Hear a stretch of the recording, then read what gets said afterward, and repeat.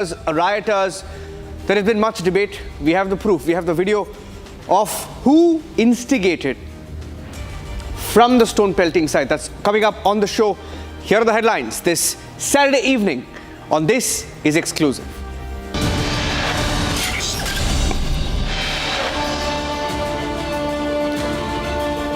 Truth about Sambhal captured on CCTV. Look at that, look at that, look at that. All of them instigating, asking more people to join in, instigate, gather, pelt stones, riot.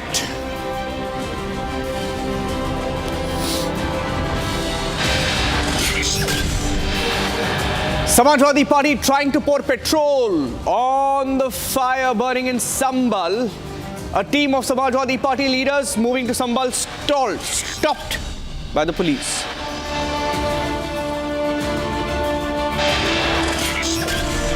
Arnab Kejriwal targeted as a person throws a liquid on him during a padyatra. Details of the attack are not known.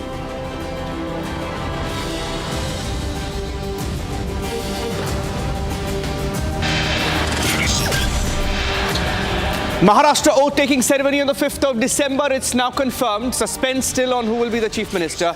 In all likelihood, could be Devendra Fadnavis.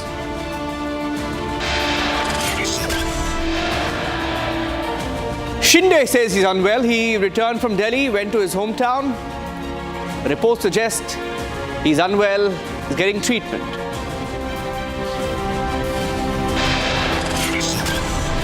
Tracking Cyclone Fengal.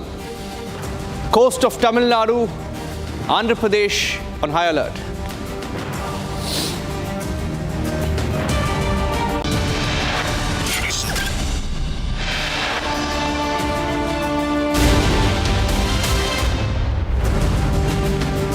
Okay, getting in breaking news update right now from the national capital as the Aam Aadmi Party holds a news conference on the attack on Arvind Kejriwal, the man who threw the liquid on Arvind Kejriwal.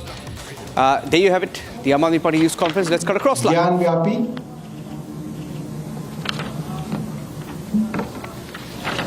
अब की बार 300 पार प्रधानमंत्री के photo के साथ, गृह मंत्री अमित शाह की photo के साथ, अभियुक्त की फोटो उसी के फेसबुक प्रोफाइल से निकाली है।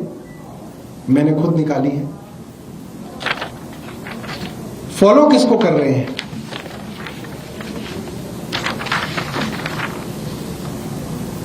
नरेंद्र मोदी जी,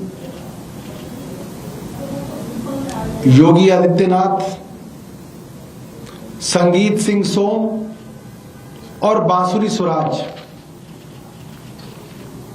करीब 15-20 लोगों को फॉलो कर रहे हैं। उसमें प्रधानमंत्री मोदी, उत्तर प्रदेश के भारतीय जनता पार्टी के मुख्यमंत्री योगी, संगीत सोम और यहां की जहां पे हमला हुआ वहां की सांसद बांसुरी स्वराज इनको फॉलो कर रहे हैं। और ज्यादा दूर जाने की जरूरत नहीं है। इनके फेसबुक प्रोफाइल पे इनका भारतीय जनता पार्टी का आईडी कार्ड भी है। भारतीय जनता पार्टी के ये औपचारिक सदस्य हैं। इन्हीं के फेसबुक प्रोफाइल से मिला है। भारतीय जनता पार्टी 6A दीनदयाल उपाध्याय मार्ग, नई दिल्ली 2, अशोक कुमार झा, मेंबरशिप नंबर 70 बीच में फिर *** 5025। ये इनका चाल चरित्र और चेहरा है। आज दिल्ली हार रहे हैं, बौखला गए हैं, तो हमला करके जिंदा जलाना चाहते हैं अरविंद केजरीवाल को। स्पिरिट में भिगो के माचिस लगा के आग लगाना चाहते हैं अरविंद केजरीवाल को। पूरी दिल्ली देख रही है। भारतीय जनता पार्टी के खूब लोग पदयात्राएं करते हैं, रैलियां करते हैं। उन पे क्यों नहीं हमले होते? आज दिल्ली के अंदर जगह जगह गोलियां चल रही हैं, चाकूबाजी हो रही है, दिन दहाड़े गैंग वॉर हो रही हैं, करोड़ों रुपए की फिरौतियां मांगी जा रही हैं। जो प्रोटेक्शन मनी नहीं देता, उसकी दुकान पे, उसके गोदाम में, उसके शोरूम में, उसके होटल पे 20-20, 22-22 राउंड फायरिंग हो रही है। ग्रेटर कैलाश जैसे पॉश इलाकों के अंदर एक जिम का मालिक अपने जिम के नीचे खड़ा हुआ है, उसको 5 राउंड गोलियां मार के उसकी हत्या कर दी। दूसरी हत्या ग्रेटर कैलाश के अंदर हुई। आज अरविंद केजरीवाल जी पंचशील पार्क में एक बुजुर्ग के घर गए। पंचशील पार्क जैसे पॉश इलाके में उसी बुजुर्ग के अपने घर के अपने बेडरूम में 27 बार उसको चाकू मारा गया और गला काट के अलग कर दिया गया। ऐसी निर्मम हत्याएं हो रही हैं। क्या कर रही है भारतीय जनता पार्टी की केंद्र सरकार? क्या कर रहे हैं गृह मंत्री? दिल्ली जानना चाहती है। आपको दिल्ली वालों ने बार बार अपनी सुरक्षा की जिम्मेदारी दी, आपने क्या किया उस पर? दिल्ली वाले जानना चाहते हैं।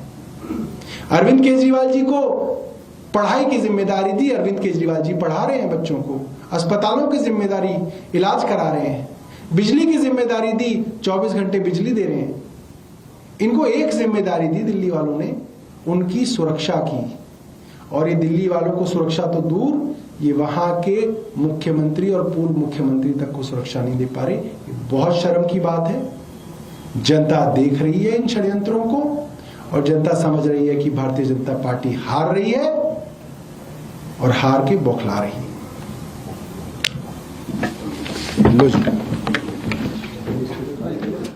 All right, that was the Aam Aadmi Party briefing on that attack on Arvind Kejriwal. They claim that it was a spirit. They claim it's a spirit that was thrown on Arvind Kejriwal, flung at Arvind Kejriwal rather. And the Aam Aadmi Party taking it a step further, claiming that the intention was to set him on fire after throwing the spirit on him. Okay, we'll wait for a BJP response to that. Like getting in some more breaking news updates from Maharashtra now. The oath-taking ceremony of the new Chief Minister, the new government, will be on the 5th of December. That's a confirmation that we're getting in from the BJP. The BJP confirming that the oath-taking of the Chief Minister of Maharashtra, the next Chief Minister of Maharashtra, will be on the 5th of December at 5 p.m. 5th of December, 5 p.m., the new Maharashtra Chief Minister. But we are still waiting for the official word on who that Chief Minister will be, who's likely to take oath. That's something we don't know yet, but the BJP has confirmed that it will be on the 5th of December, 5 p.m. And another bit of breaking news update that we have is that the Prime Minister will be attending the Maharashtra Chief Minister oath-taking ceremony. The Maharashtra Chief Minister will be there, and Prakash is joining me live. Quick hit. Prakash, क्या ये confirmed है कि प्रधानमंत्री मोदी जी आएंगे मुंबई 5 दिसंबर 5 बजे? देखिए, Maharashtra BJP president Chandrashekhar Bawankule ने खुद ट्वीट करके ये जानकारी दिया है कि 5 दिसंबर को 5 बजे मुंबई के आज़ाद मैदान में जो वोट सेरेमनी होने वाला है उसमें प्रधानमंत्री नरेंद्र मोदी मौजूद रहेंगे। उनके साथ साथ केंद्रीय मंत्री के अलावा जितने भी जगह पे, जितने भी राज्यों में एनडीए की सरकार है, वहाँ के सीएम मौजूद रहेंगे। और ये जो वोट सेरेमनी है, भव्य तरीके से ये पूरा तरह से आयोजन किया गया है। तो 5 तारीख को 5 बजे मुंबई के आज़ाद मैदान में सीएम का वोट सेरेमनी होगा। 2 तारीख को बीजेपी की जो विधानमंडल की बैठक होगी, विधायकों दल का नेता चुना जाएगा। और 2 या 3 तारीख को, 3 दिसंबर को महाराष्ट्र का मुख्यमंत्री का नाम डिक्लेयर करेगी बीजेपी। जी। Okay, thank you for joining us with those details. Maharashtra Chief Minister, the new one, that is, will be taking oath. Who will that Chief Minister be? Will it be Devendra Fadnavis, as the BJP wants it to be? We'll wait and watch. Let's move on now and get you some more breaking news updates on This Is Exclusive. The focus we had on This Is Exclusive this evening was on new pictures that came in from Sambhal, Uttar Pradesh, that showed you how the violence that took place earlier this week was orchestrated. It was not spontaneous, as they like to call it. It was engineered. Look at that. I'm going to show you pictures. These are pictures of earlier this week of what we saw. Masked men. Look at them. Masked men. Didn't want to show their faces. Right? Didn't want to show their faces. And they realized at some point that someone is shooting a video. And this was clear proof that all of them were ready. Didn't want to get their, show their identity. But this is another video that we've accessed from the 24th of November. Look at that. 24th of November, 8:57 a.m.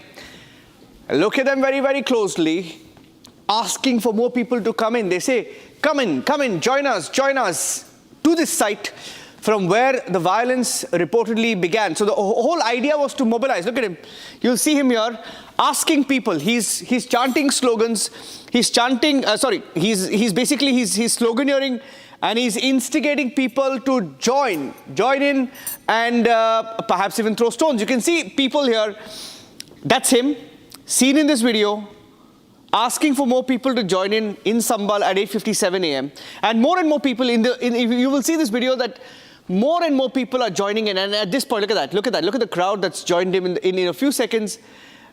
They all join in. And the stone pelting begins. These are pictures that came in that showed you the sequence of events of the stone pelters. Pelters taking a run up almost to throw a ball, and then they throw a stone. And in that, 5 lives were lost in Sambhal, Uttar Pradesh.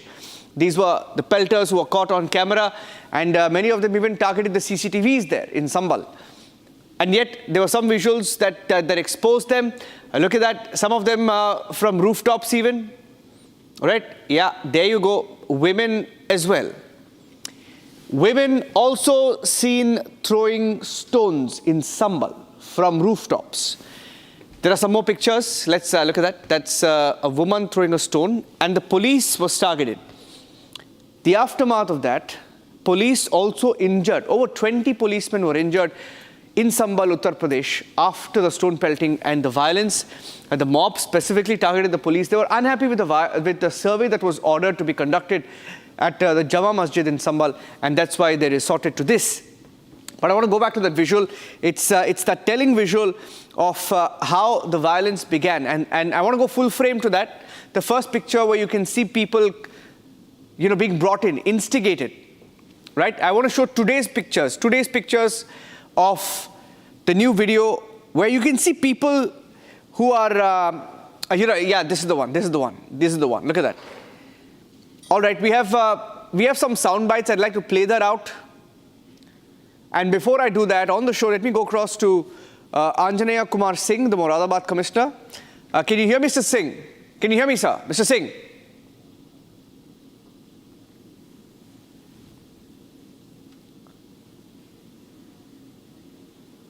Okay, let me also go across to Dr. Vikram Singh. Vikram Singh is a former UP DGP. Mr. Singh, good evening. Can you hear me, sir?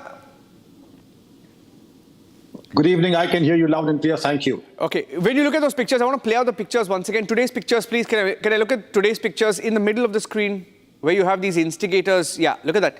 When you look at this video, you've formed as you've been a former top cop of Uttar Pradesh, right? And you would have seen many such characters, been in many such situations. Do you have any doubt that this was instigated, planned in Sambhal? Mr. Singh? Please listen very carefully. I've been the DIG of this area for 3 years, and I know this like the back of my palm. And I've seen such situations. There's nothing like a spontaneous riot. There's planning, there is preparation, and there is execution, and all the 3 ingredients are there. The man who seems to be exhorting the people to come in. And then the second phase, you find a lot of youngsters, non-elderly people. The elderly people just disappear into thin air. The middle-aged disappear, and the youth in track pants and jogging shoes come over. How often have you seen that those rioters who pelt stones are in jogging shoes, track pants, and then they have their faces very well covered so as to be absolutely impervious to the capturing of the CCTV, little realizing that artificial intelligence and the face recognition software allow us to identify each and every person. Those who are calling in the mobs, those who are pelting stones, those who took pains to conceal their identity. There's nothing spontaneous about it. It's a well-orchestrated, planned, and executed riot. Yeah. I also have Mr. Manoj Pandey. You're very interesting that you tell me that you've served in this area for 3 years, Mr. Singh, so you know this area inside out. Manoj Pandey is also joining us, Samajwadi Party MLA. Manoj ji, ye jo tasveer hai, I'd like to play that once more, please. Can I put that visual out? Today's visual, please. Today's visual in the middle of the screen. And I want to ask the Samajwadi Party MLA the question. Yeah. ये तस्वीरें जो है ये किसी तथ्य की और किसी सबूत की आवश्यकता नहीं है। हाँ। पूरे देश भर में जो वीडियो जाई हैं, वो वीडियो अपने आप में खुद में एक प्रूफ है और सबूत है इस बात की, और ये पूरा देश जानता है और कम से कम उत्तर प्रदेश के लोग जानते हैं इस बात को कि एक मुख्य विपक्ष दल के दो बड़े नेताओं की ये आपसी वर्चस्व की लड़ाई आज से नहीं चल रही है, ये एक लंबे समय से चली आ रही है। अब वो इत्तेफाक से दोनों उसी कम्युनिटी में अलग अलग एक एक वर्ग को वो लोग उसका प्रतिनिधित्व करते हैं और उनकी आपसी ये रंजिश बहुत दिनों से चली आ रही है। उसका पॉलिटिकल भी कहीं ना कहीं उतारो चढ़ाव उत्तर प्रदेश देख रहा है लगातार। तो ये बात तो ये स्पष्ट हो गई कि दो लोगों की जो आपसी लड़ाई थी और दो लोगों की वर्चस्व की लड़ाई थी, जो एक ही राजनीतिक दल में है, किसका लड़ाई है बताइए मनोज पांडे जी, बताइए आप आज बताइए किसका लड़ाई है ये? नहीं, ये लड़ाई बताने के नाम लेने की जरूरत नहीं है। आपकी पार्टी पूरा प्रदेश जानता है, इंटेलिजेंस जानती है इस बात को कि, और आप भी इस बात को जानते हैं अच्छे से। ये दो एक पॉलिटिकल घरानों की ये लड़ाई चल रही है, दोनों पॉलिटिकल पदों पे है, कॉन्स्टिट्यूशनल पद पर है और उनके वर्चस्व की लड़ाई में उसको अपना अपना वर्चस्व, अपना अपना राजनीतिक श्रेय लेने के लिए इस होड़ में इतनी बड़ी घटना लोगों ने कारित करा दिया। मैं समझता हूं कि इस घटना में जहां लोगों की मृत्यु हुई वहीं बड़ी संख्या में पुलिसकर्मी घायल हुए, पुलिस के बड़े अधिकारी घायल हुए। आपकी जो विजुअल है, और ना केवल आपकी विजुअल बल्कि पूरे प्रदेश और देश के सोशल मीडिया पे जो विजुअल आई है उस झगड़े की, उनमें कौन लोगों के हाथ में तमंचे लहरा रहे हैं, किनके हाथों में पत्थर है, कौन लोग घटनाएं कर रहे हैं, तो निश्चित रूप से ये केस का खुलासा हो चुका है और कम से कम प्रदेश की 25 करोड़ जनता और देश की 135 करोड़ मैं जनता आपको ने इसको जान लिया है। आगे लेना चाहता हूं ये इस संभल में जो हुआ, मनोज पांडे जी, संभल में जो हुआ, क्या आपको हमें बता सकते हैं, हमारे दर्शकों को, क्या आपके पास कुछ सबूत है, specific evidence on the role of this politician? देखिए, सबूत, तथ्य और ये सारी चीजें तो विवेचना का, इन्वेस्टिगेशन का पार्ट है। हम लोग पॉलिटिकल लोग हैं, लेकिन प्रदेश के माहौल को खराब करने का कुछ सियासी लोगों ने केवल अपने राजनीतिक उतार और चढ़ाव के लिए अपनी प्रतिस्पर्धा में जो किया, ये निश्चित रूप से प्रदेश की जनता के लिए दुर्भाग्यपूर्ण है। जिस तरीके से आज उत्तर प्रदेश में एक अच्छी कानून व्यवस्था चल रही है, जिसकी साख आज न केवल हिंदुस्तान में बल्कि विदेशों में भी, जिस उत्तर प्रदेश की कानून व्यवस्था की चर्चा होती हो, वहां के माननीय मुख्यमंत्री जी की चर्चा होती हो, उनके अच्छे कानून व्यवस्था की चर्चा होती हो, वहां पर एक ही पॉलिटिकल दल के दो नेताओं ने केवल अपने वर्चस्व की लड़ाई के लिए अपने अपने होल्ड के लोगों के बीच में जो आज एक छोटी, या हम कह लें छोटी मानसिकता में जो राजनीति की गई, निश्चित रूप से उत्तर प्रदेश की 25 करोड़ जनता के लिए ये दुर्भाग्यपूर्ण है। कि मनोज पांडे जी, हमारे शो में अभी हमारे साथ डॉक्टर विक्रम सिंह भी है। वो उत्तर प्रदेश के डीजीपी बन चुके हैं and he served as the DGP. उनको इस एरिया जो है संभल में, उन्होंने यहाँ पे ही was a DIG here for almost 3 साल यहाँ पे सर्व किए थे। Doctor Singh, you want to say something to him? Manoj Pandey, he is listening to you. I would. Mr. Manoj Pandey is a thorough gentleman. He will not perhaps like to spell it out. The general talk is there's the great rivalry between the Turks and the Pathans of the Muslim community, and that is what is alleged is perhaps the reason for this face-off. And since he has his own compulsions, not spelling it out, but I have no such compulsions. The general talk and the general allegations are that it is between the Turks and the Pathans, but I do not give any credence to the fact, because the police and the administration have a job at hand. It may be a rivalry between castes, it may be communities, or anything. The law and order is absolutely beyond compromise, and nobody has the right to vitiate the atmosphere of calm and peace. To that extent, I would say rivalries come and rivalries go, but the calm and peace of Sambhal will have to be there permanently. एक minute, so if I understood that correctly, Manoj Pandey ji, जो अभी विक्रम सिंह जी ने बोला कि ये जो एक समुदाय के दो ग्रुप्स के क्लैश है, करेक्ट? एक समुदाय के दो ग्रुप्स के क्लैश है। आप बोल रहे हैं कि एक ग्रुप ने दूसरे ग्रुप पर पत्थर लगाया इसीलिए लोग मरे यहाँ पे। देखिए, आदरणीय विक्रम सिंह जी जो बोल रहे हैं उसमें कहीं कोई भी शक करने का कोई उसमें औचित्य नहीं है। विक्रम सिंह जी उत्तर प्रदेश जैसे बड़े राज्य के एक बहुत कुशल डीजीपी रहे, मैं इनको प्रणाम करता हूं। और इन्होंने कानून व्यवस्था कैसी चलनी चाहिए ये उत्तर प्रदेश में एक मिसाल दी है। इन्होंने कभी अपने सर्विस के समय कभी समझौतावादी इन्होंने रवैया नहीं अपनाया। और इन्होंने ना केवल डीजीपी रहते हुए, ये जहां जहां एसएसपी रहे, डीआईजी रहे, आईजी जोन रहे और तमाम पदों पर ही इन्होंने रहे हैं, आज भी लोग उसकी चर्चाएं करते हैं। इन्होंने जो बात कही है, क्या आप नोन नहीं है? उत्तर प्रदेश की जनता नहीं जानती कि केवल तुर्क और पठान की लड़ाई में संभल को किस तरीके से जला दिया गया, और एक ये प्री प्लानिंग से कि उत्तर प्रदेश में कहीं ना कहीं ये खराब कानून व्यवस्था दिखाई दे। लेकिन आज तो मैंने आपसे पूछा, मैं आखिरी प्रश्न है मनोज पांडे जी, मेरा आखिरी प्रश्न है, बोलते हैं नहीं मेरा आखिरी प्रश्न है, अगर ये ऐसा है, मामला एक्चुअली ऐसा है, तो ये जो सर्वे के बारे में जो बातचीत चल रही है, ये क्या है? ये कहां से आ गए बीच में? नहीं देखिए, सर्वे तो एक जुडिशियल वो था, जुडिशियल एक ऑर्डर हुआ, उसका पालन किया। अब ये आप नहीं कह सकते कि पालन 6 ही दिन में करना है। ये तो एक उन्होंने टाइम बाउंड न्यायालय ने किया कि इतने दिन में करा देना है। अगर सर्वे की टीम ने उसको सहूलियत समझा कि मैं आज ही कर लेना चाहिए, इस पर आप प्रश्न चिन्ह नहीं लगा सकते। ये तो केवल एक कल्पना का आधार हो सकता है कि इतनी जल्दी क्यों थी और लेट क्यों नहीं किया। तो इसमें कहां ये बाउंड किया था कोर्ट ने कि नहीं आपको अभी 2 दिन सर्वे नहीं करना है। तो सर्वे एक जुडिशियल प्रक्रिया थी, न्यायालय के आदेश का पालन किया गया वहां पर। और अगर इस तरीके से न्यायालय के आदेशों के पालन करने पर इस तरीके की अगर घटनाएं होती रहेंगी, तो भारत के इस लोकतंत्र में, जो एक दुनिया का सबसे बड़ा लोकतांत्रिक देश है, इसमें भारत की सबसे बड़ी संवैधानिक जो एक व्यवस्था है, हमारा न्यायालय है, और हमारे उस न्यायालय के आदेशों को सरकारें भी सम्मान करती हैं, उसके आगे नतमस्तक होती हैं। तो कोई पालन कराने जाएगा माननीय न्यायालय के आदेश का, इस तरह घटनाएं कारित होंगी, ये आप कैसे कह सकते हैं? तो लोकतंत्र में ये थोड़ी रह जाएगी जिसकी लाठी उसकी बैठ। Explosive allegations, the explosive claims being made by Manoj Pandey, Samajwadi Party MLA. Just to sum it up at the end of the show, Dr. Vikram Singh, the former DGP of Uttar Pradesh on the show, along with Samajwadi Party MLA, he's an MLA, Manoj Pandey on the show, telling us that this riot survey was an excuse, rioting was the intention, there's nothing called spontaneous, it was planned. And from what the Samajwadi Party leader himself has said, this was a riot between the same community. So the communal angle that was given didn't exist at all. Explosive allegations. We'll take this forward. Manoj Pandey, thank you for joining us. Dr. Vikram Singh, thank you for joining us. We'll get you back on this because it's a very, very, very, very, very important talking point. If this was engineered between two leaders of the same community, who are these leaders? We'll continue to investigate. Thank you for watching. This is Exclusive. Headlines coming up.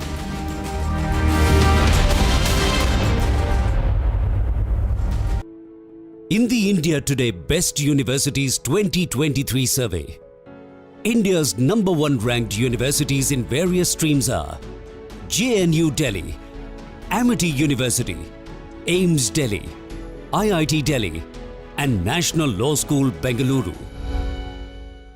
After India made it clear that they will not travel to Pakistan for the ICC Champions Trophy in 2025, the ICC called for a virtual meeting to determine the fate of the tournament.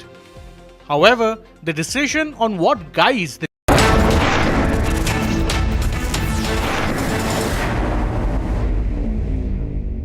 Mr. Kher, thank you so much for talking to us on Republic, and you're finally joining us on the interview.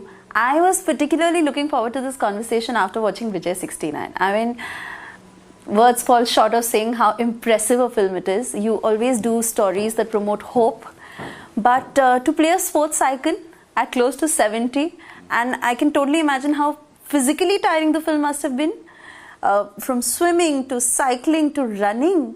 Tell us all about it. So first of all, I don't feel 69. I feel, and it's nothing to do with wanting to be younger. It's something to do with what you actually feel. But Vijay 69 is a triumph not only for me as an actor but also as a person, because the world has a habit of slotting you. They slot you that, okay, this man has now done so much work, so let's call him legend, thespian, veteran, and give him a Lifetime Achievement Award and then send him to a sunset kind of a scenario. I have always broken those stereotypes. You वही है दादाजी जब 69 साल के हो, you 69 तो क्या सपने देखना बंद कर दूं? Right from my first film, I was 28, I played a 65-year-old man's role. There was this scenario of being typecast, that you do your first film and for the rest of your career. I broke that also. And I'm not saying this arrogantly, I'm saying it because I'm a trained actor from the drama school. So that's what they teach us there. But Vijay 69, when Akshay Roy, the director, came to me with the film, I'm not a very good person being in water. I have water phobia. Means I have phobia of, because at a very early stage when I was wanting to learn swimming in Mumbai, I was thrown by the swimming coach into the water thinking that I will start swimming on my own. But that put me into a situation where I never went into swimming pool. When he said triathlon के ऊपर film है, मुझे तो swimming आती नहीं थी, तो he said कोई बात नहीं, we'll manage with a duplicate or something like that. Then I said there is no point in doing a film where as a person I am not swimming and the film is about courage. Right. Film is about crossing all boundaries or breaking boundaries. So at the age of 68 I did learn swimming, which was very, very giving me self-confidence that you can do anything like that. And I'm very thankful and very happy that it has touched people so much, because everybody, all of us are running triathlons. In Vijay 69, I'm running the actual triathlon, means swimming, cycling and walking and running. But all of us, you, me, people behind this camera, they're all running triathlons. The idea is to not give up. एक टांग तो cover में लटक रही है already. दूसरी टांग कहाँ घुसेड़ूंगा पता है ना? बुढ़ा होगा तू भूतनी के? अभी तो मैं जवान हूँ। 69 की एज में ट्रायथलॉन कंप्लीट करके इंडिया में एक नया रिकॉर्ड बनाऊंगा। The idea is to always try and sort of see what all can you do. And when people have sent me messages about how it changed their life, how they want to tell their parents to not worry about getting old or something like that. And also younger people, they are also finding their own reasons to do that. So when you say that words fall short of it, it's not only my performance, it's also you are somewhere inside you saying, I think there is hope for everybody. And I believe in cinema of hope. I believe in happy endings. I believe in giving courage to people. And off late, I'm wanting to do cinema like that. Talking about a moving performance, and I think Signature again was a film that brought tears to so many. Most importantly, I think it put out the challenges and tribulations of the middle class man. Yes. And so many in that age group came to you and cried in front of you and said that they could relate with it and how difficult, I mean, it brought back their life experiences to them. I feel first of all great, because that gives me courage to do something more on that note. I'm a comfortable actor now. I'm at a stage where I am not wanting to prove it to anybody that I can act. I did that in my first film. So I got over my fear of performance in my early stages. But then still you want to be constantly do something which is very important to you, which world thinks of you very good. But in the last 5-7 years, especially after I went to New York, I discovered there is so much you can do without actually doing it. You know, if you feel right, you convey right. Signature is about this man whose wife is in life support, and he has to decide whether she will be, he should remove and sign that DNR paper. There is a cinema acting, and there is a acting which you feel where people identify with you. Strangely, both the characters of Vijay 69 and Arvind of Signature are completely different people, but both of them are believable. So I think that is what a triumph of an actor is, and that can only happen when you don't have fear of failure. Because actors remain mediocre because they have this fear of failure. So they walk on a path which is already walked by somebody else. I don't have any fear of failure, because I feel that what will maximum happen? People will say it was not great. Doesn't matter, out of 542 films, I can say 50 films of mine were very good. And again, I want to say that I'm not saying it arrogantly. I'm saying it out of knowledge of having done these kind of films. So signature, when people come to me, they identify, because to play ordinary characters and people identify me is the most difficult thing. To play characters where there is something or the other attributions, that he's an angry man, he has some quirks or something like that, it's not very difficult to do that. Like Khosla Ka Ghonsla is the most difficult character, because he's like millions of middle class people in the world. Arvind of Signature is like millions of middle class people. Middle class, to perform a real middle class person on a big screen or on a small screen is the most difficult thing. I wanted to come to that part next. When I personally saw both these films, I thought they should have released on the theatre. And why didn't it come out? It came out on OTT. Did you feel like that? Did you feel that... I feel actors do want to see themselves on big screen. At least I come from that world where we became actors, or I became an actor seeing the film on a big screen. And I have done films, Karma or any other film, big film, Hum Aapke Hain Kaun, Dilwale Dulhaniya Le Jayenge, Hum, and all this, they look good on big screen, or even my English language films. But the reach that OTT platform gives you is phenomenal.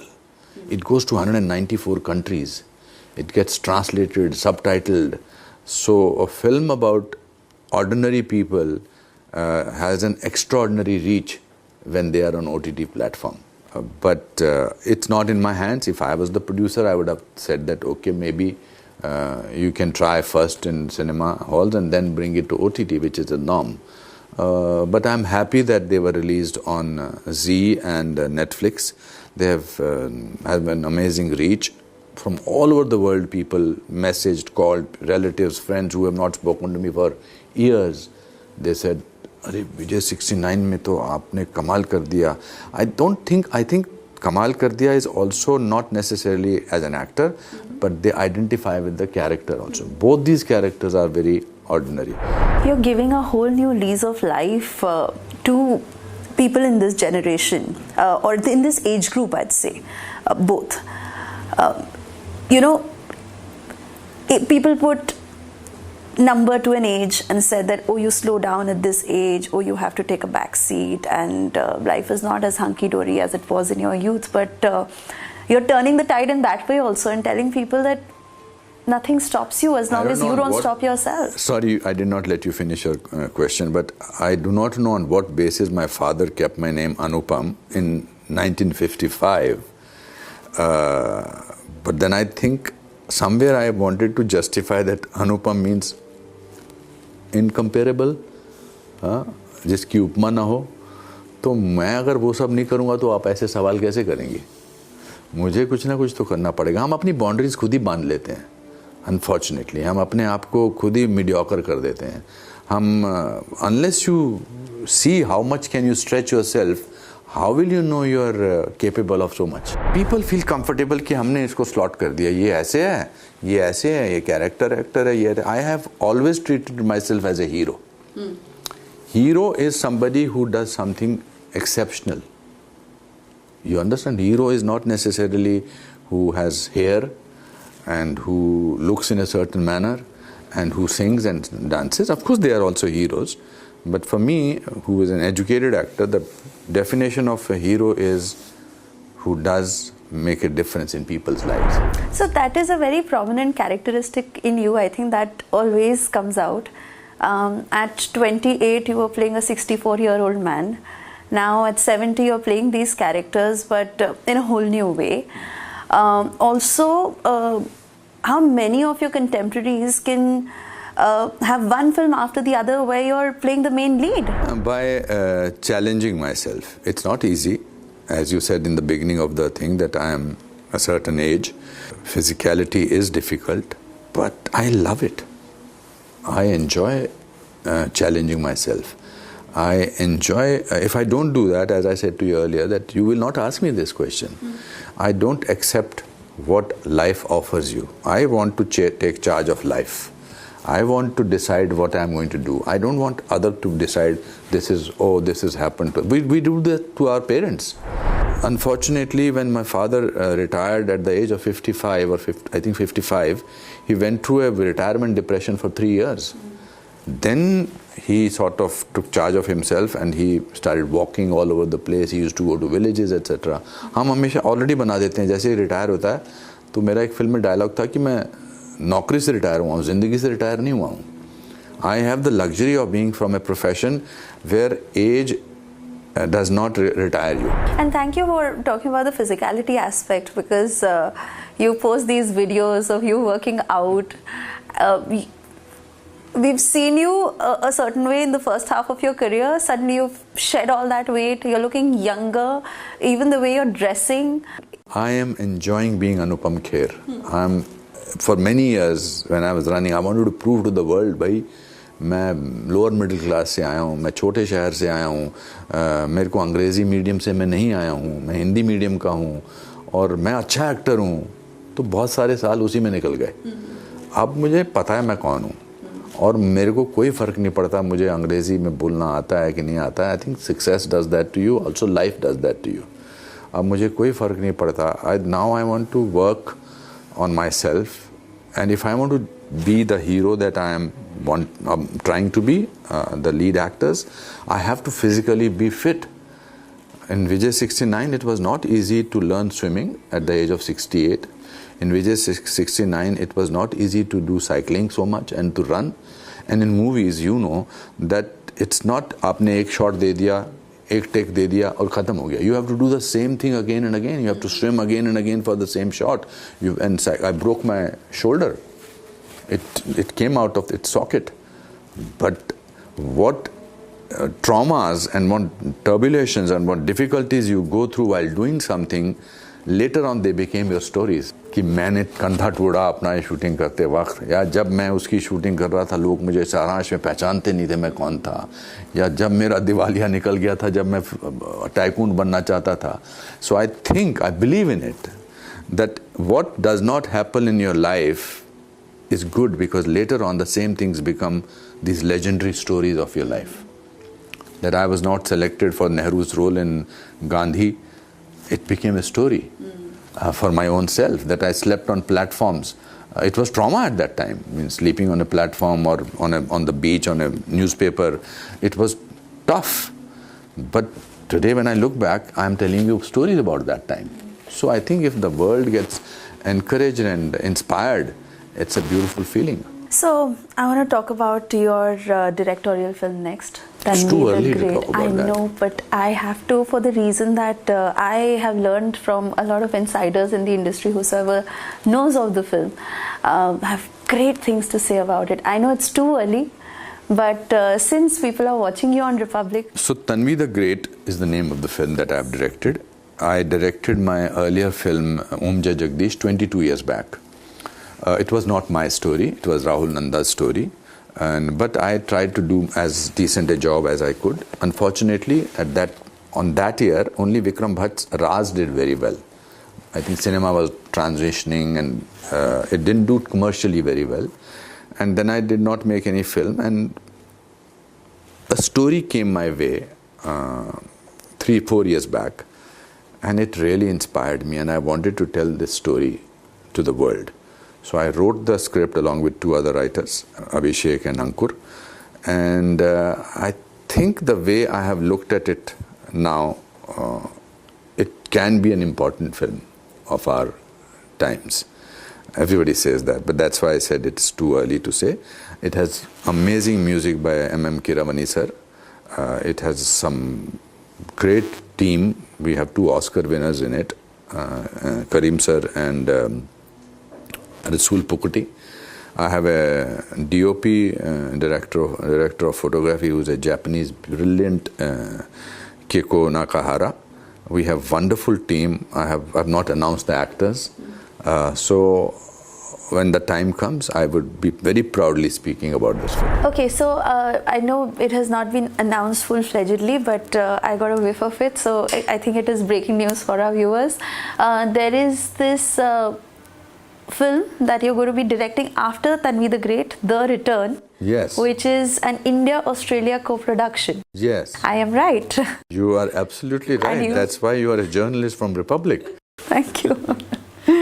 Please do tell us about that. So, we are at Goa right now. Australia was the focus country for the International Film Festival of India. And I had been working on a story. I'm never resting. I like to work. I love working, because when you have been on the streets for 3 years, then you tell God, I will never stop working. And this is my earlier time before I got Saransh. So I had been working on a film called The Return. Very interesting story. And then I requested a friend of mine that I would like to meet certain people. If the Australian government, which is very helpful to films and otherwise also, if it goes through, then I think hopefully by the end of next year, around the end of next year, I will start my next film. There's a joy of directing a film. I discovered that while doing Tanvi the Great. It's like, because I am not kind of a career director. I'm not a director. I like to act. But I discovered while doing Tanvi the Great, that it's so amazing to make a film which you believe in, which the story you want to share with the rest of the world. Then you create something, and you create it's like a child. It's like creating a baby. And then you suddenly see working the story out of it. So for whatever years that I'm going to work, I will be also wanting to direct films as much as I can. And big inspiration comes from Clint Eastwood, who's at the age of 93 also directing a film. And I can understand why he wants to direct, because it stimulates you. You are constantly obsessed with it. Tanvi the Great, I was obsessed for 1 year with the film, with the music, with the dialogues, with the screenplay, everything. So The Return is going to be that film, and it's when things materialize, then I think it will be a great. Also, I want to make films about India, which are international films, which is about emerging India. Means filmmakers who have made issue-based Indian films, and that they have done well abroad, which is fine, it's important. But I think there is a side to India which is brilliant, which is very amazing, which is of developed India, which has other own issues. I want to make films about that India, and yet they can be international standards. My staying in New York for 3 years for that New Amsterdam really opened me up and my horizons also. I was just going to come to that. So 2 things since you've mentioned New Amsterdam. A, there were great lessons to learn while you were working on New Amsterdam, is what you've said, in their style of working. Secondly, you've also been doing great work after you've come back to India, yes, post New Amsterdam. When we were previously having that conversation, you were also mentioning to me that the kind of environment you created on your set of Tanvi the Great, so many came and told you that we've not seen this in the Indian context or on an Indian film set. So really, what learnings you take? How are you executing it while you work here? Whenever I'm pushed to the wall, then the person who emerges is very courageously attractive. What happened that when I was shooting my series in America, I discovered what a joy it is to collect a team which knows their job. Sometimes when I feel that we don't do that. So I collected not only unbelievably professionally brilliant team, but also wonderful people. That gives you courage. So we became a family, and they said everybody should come together and work towards trying to make a good film. Nobody decides. When you decide to make a great film, it will never be a great film, because you're constantly trying to work on it. You just try to make a good film which can become great later on. So that was helped because I was working in New Amsterdam with brilliant actors, technicians, writers. So that it made me evolved as a person, and that's what I have applied in my work also. When I came back from New York, I had to come, and unfortunately Kiran was with cancer. The cancer is in remission now.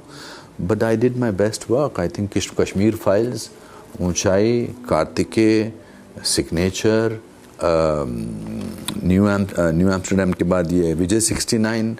I have Kangana's film coming, Emergency.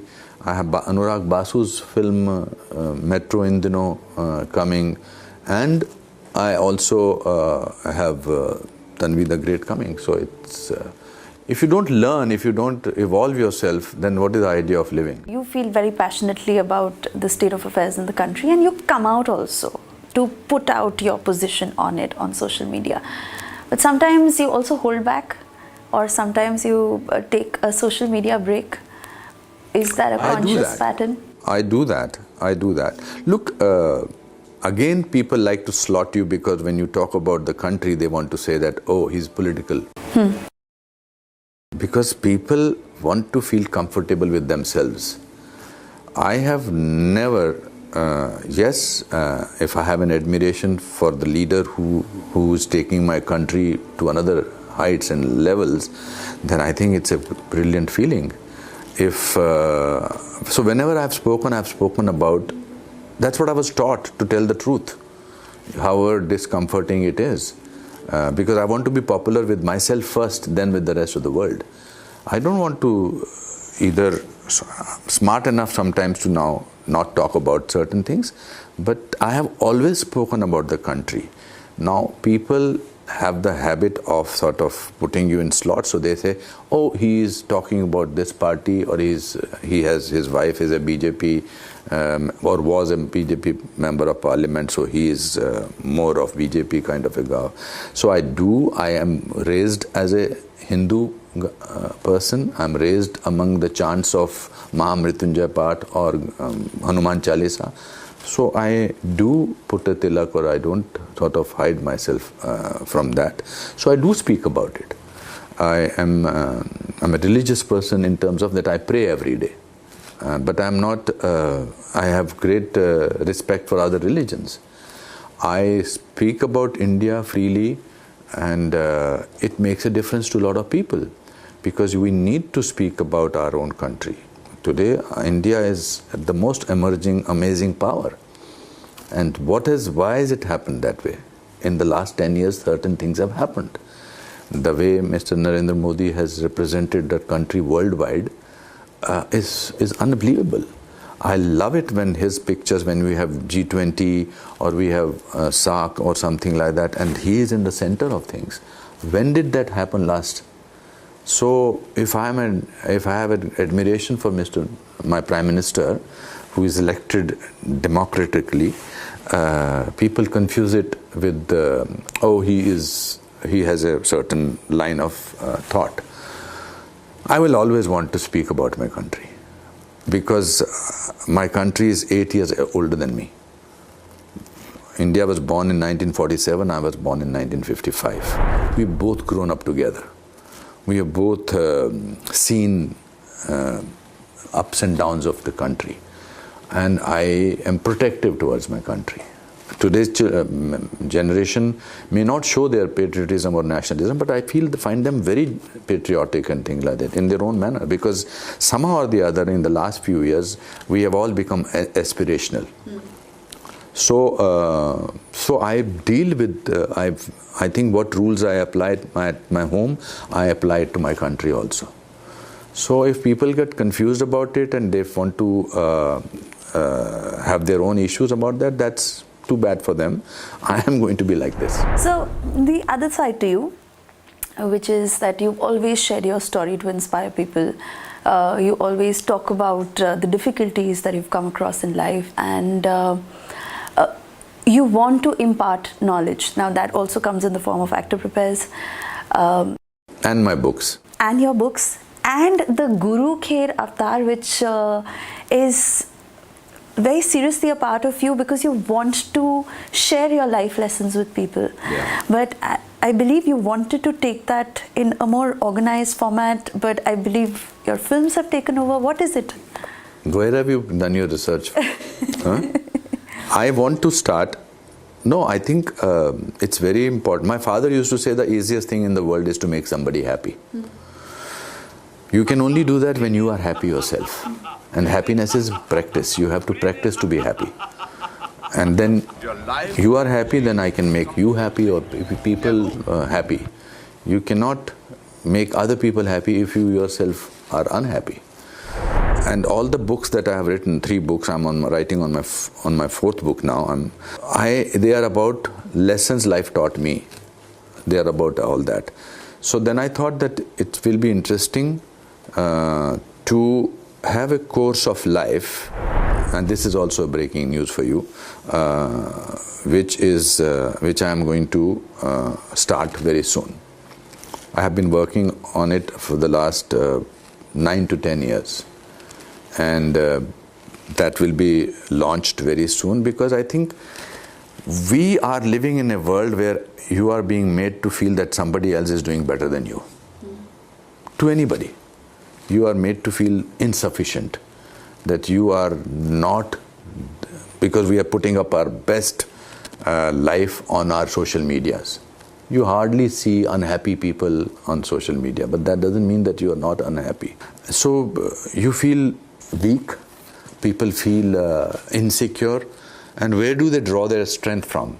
The strength has to be drawn from your own self.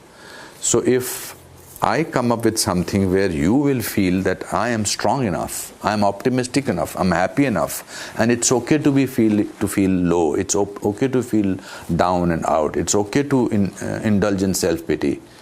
So then it will make a difference. And I think it's time to give to the world what I have learned. Because this world has given me, this industry, this world, these people have given me so much.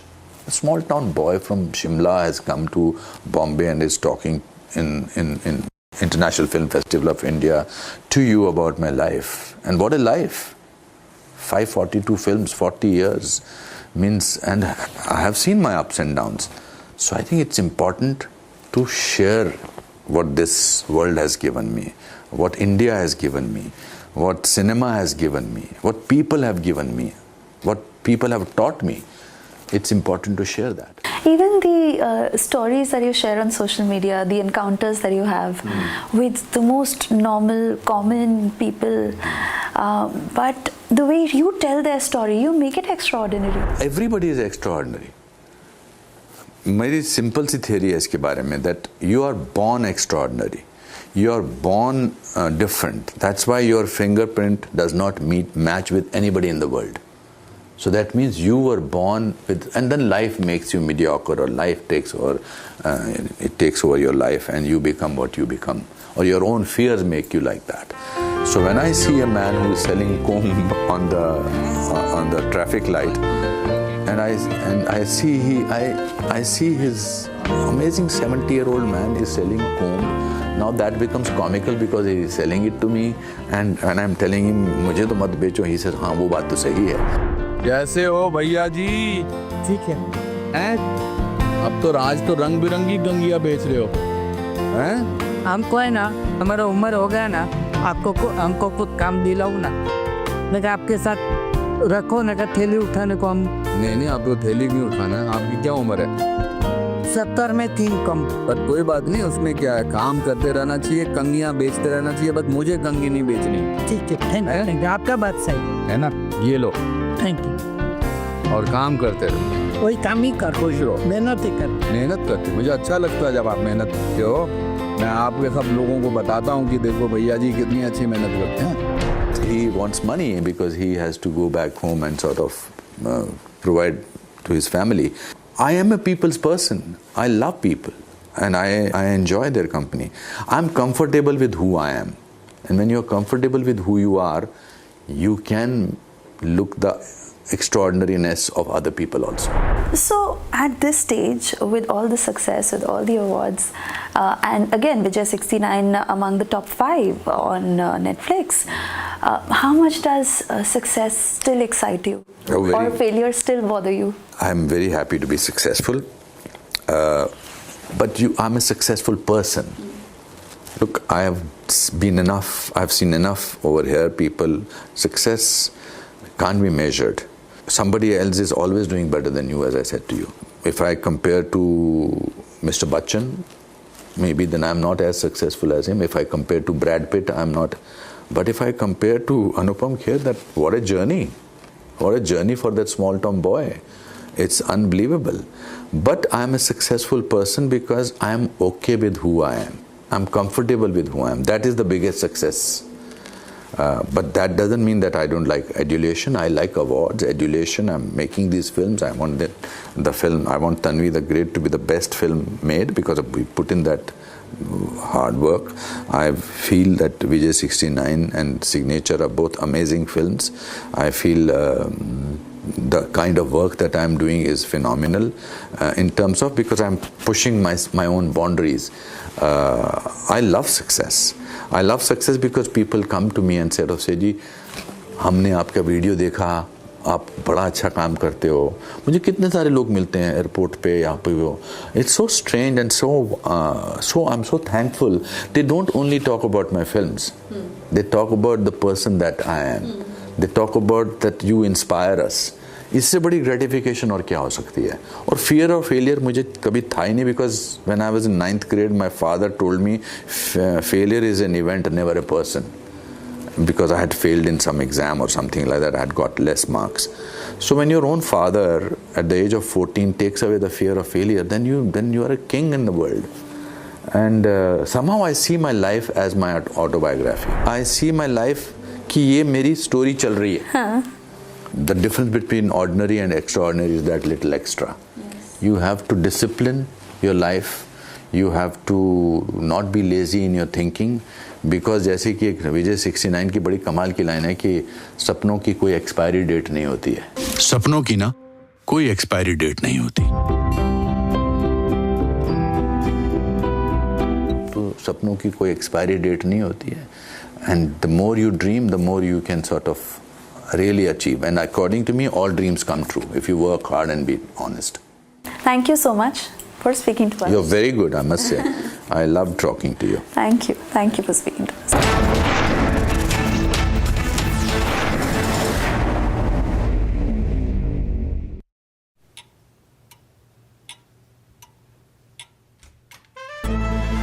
Sorry doctor.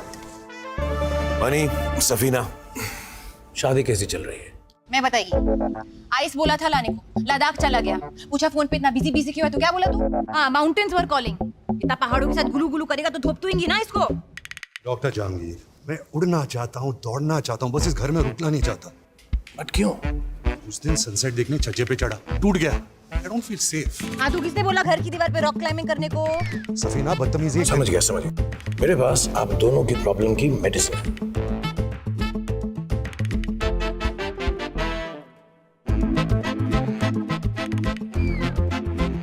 इसको घर पे लगाओगे तो शादी का तो पता नहीं, पर घर पक्का नहीं टूटेगा. रुंगटा नहीं तो घर स्ट्रॉन्ग नहीं. रुंगटा स्टील TMT बार एकदम सॉलिड. पहाड़ों में एक हाइकिंग शिप भी बन सकती है. Cześć wszystkim. Dzisiaj chciałabym podzielić się z Wami bardzo trudnym tematem, o którym nie mogłam rozmawiać przez ostatnie 2,5 miesiąca, ale w końcu mogę, więc mam nadzieję, że w tym filmiku wyjaśnię jak najwięcej, bo chciałabym być z Wami transparentna i żebyście zrozumieli, co mi się przytrafiło przez ostatni czas. Generalnie 12 września dowiedziałam się o pozytywnym wyniku testu antydopingowego z próbki pobranej 12 sierpnia, czyli przed turniejem w Cincinnati.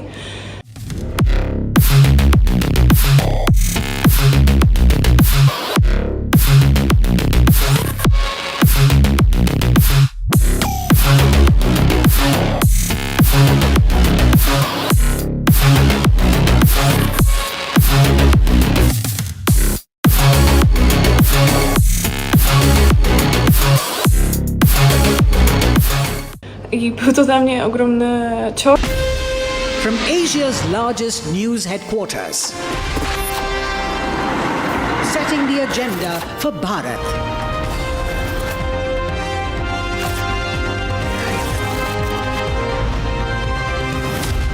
You're watching Republic.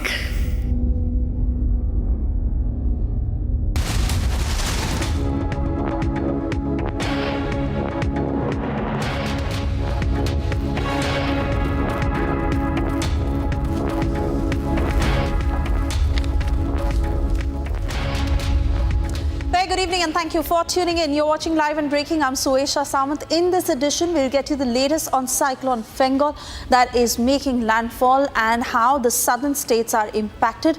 Also, we'll get you more ground reports on the latest situation and several in the low-lying areas who have been evacuated. Let's first take a quick check of the headlines, after which we cut across to the latest on Cyclone Fengal.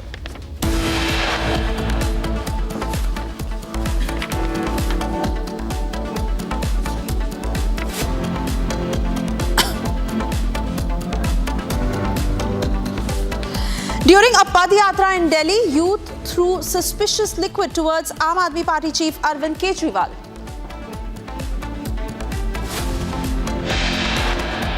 Republic accesses Sambhal CCTV. Hundreds seen gathering at pelting site minutes before the violence broke out.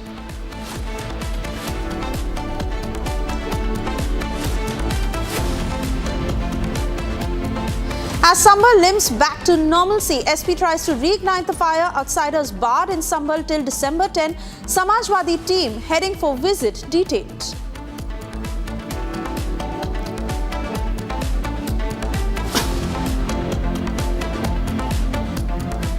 Congress leader Bhai Jagtap uses derogatory words against EC as he calls poll panel a pet dog. BJP files complaint.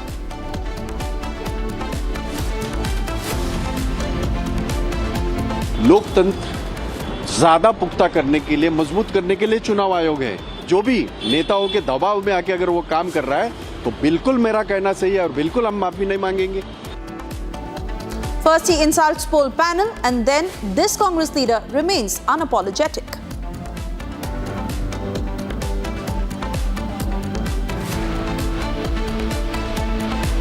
Chennai airport shuts. Indigo among several flights suspended ahead of landfall near Puducherry.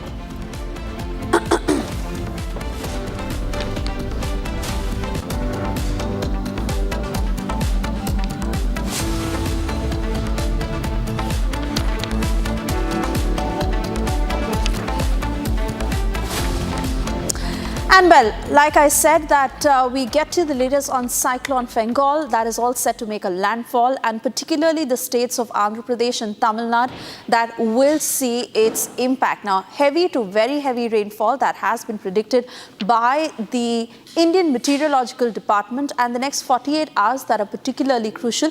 Let's give you a sense of how the cyclone is turning out and what its impact largely on the states of Tamil Nadu and Andhra are. But before that, we focus on the cities of Chennai and Puducherry. So primarily in Chennai, like you see, that traffic is significantly slowed down due to the accumulation of ankle-deep water, especially in the low-lying areas that we see, which are affected. Fishermen have been barred from going to the sea due to high waves, and this is the precaution that is always given. Chennai airport is temporarily shut down, and flights have also been suspended as of today. Indigo and several other airlines that have taken a hit because of that. Public transport has been suspended along the crucial east coast, that is the Mahabalipuram road. So this particular area that is lined across the coastline, I beg your pardon, has seen a complete stoppage of movement. 500 plus coastal families that have been evacuated, and more than 2,200 relief camps that have been set up in Chennai in order to ensure that there is minimal damage, and those who do suffer from its impact can receive immediate help. Let's now shift our focus to the city of Puducherry, where restrictions again have been established in Marina Beach, in Pattinapakam and Edward Elliot Beach. So these two beaches that are very frequently visited, there is no movement absolutely. More than 300 police personnel who have been deployed across the coastal roads to ensure that all these restrictions are followed. And there is significant loss for paddy farmers in Kaveri region due to heavy rains, which again will have its impact in the time to come. But right now, they're just ensuring that the damage is minimal. Schools, of course, have been closed. And 5 areas that are the low-lying areas in Puducherry, where a red alert has been flagged and people have been asked to stay indoors. Like I said, low-lying areas that have particularly been evacuated. We'll now show you the cyclone tracker of how it was moving from the Bay of Bengal. And this is the movement so far. As you see that the cyclone has made its way, and now in Tamil Nadu that it is making a landfall. So particularly today and tomorrow, like I said, heavy to very heavy rainfall that has been predicted, and people have been asked to stay indoors. Any sort of public movement that has been restricted at the moment, and evacuations also from all low-lying areas. Let's now take a look at these ground reports that have been filed by my colleague Aneri, who gives us a sense of how the situation is turning out in Puducherry. Take a look. Well, as we are right now at Rock Beach in Puducherry, where you can see that heavy winds and rough sea. Right behind me, this is the Rock Beach where you can see the Cyclone Fengal, which has been now making its impact, and also at the same time high tides being witnessed, well, not only in Puducherry but also the Mahabalipuram and other coastal region of Tamil Nadu also has been witnessing heavy rainfall, and also at the same time we have been seeing that how there has been a red alert which has been issued in southern Andhra Pradesh, that's the Rayalaseema region in Tamil Nadu. Chennai also has been witnessing waterlogging like situation there, and also now as you can see how there has been a rough sea, high tides, and also heavy rains which have been taking place since last of many hours now. And also now the Met Department officials say that the Cyclone Fengal, which was expected to make a landfall at around 5:30, now it is going to take some more time. Within few hours from now, the Cyclone Fengal will be making its landfall between Mahabalipuram and Puducherry. But yes, NDRF teams, SDRF teams have also been deployed at various locations where Cyclone Fengal is likely to have its impact, and also at the same time there are helpline numbers, helpline centers which have been issued by the authorities here, and also the fishermen have been asked not to venture out in the sea so that no untoward situation takes place. And also there are gusty winds which have been moving at the speed of near about 70 to 80 kilometers per hour, and also as the landfall as the Cyclone Fengal comes closer to the coast, then the winds are also expected to go up to 90 kilometers per hour. So definitely we'll have to see how and what would be the impact of Cyclone Fengal in coming few hours from now.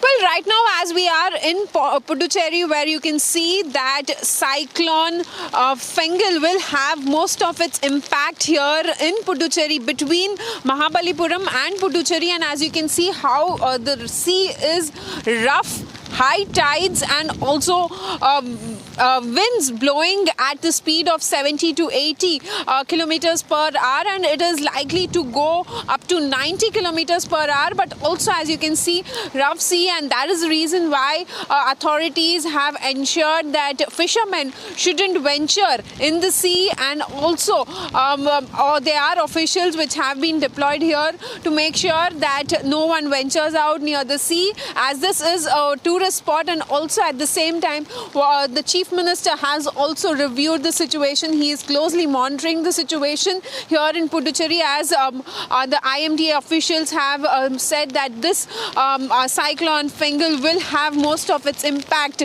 between Puducherry and Mahabalipuram. Well, as you can see, heavy to very heavy rainfall, and also at the same time red alert has also been issued in many of the districts in Tamil Nadu, Puducherry, and also in the Rayalaseema region of Andhra Pradesh.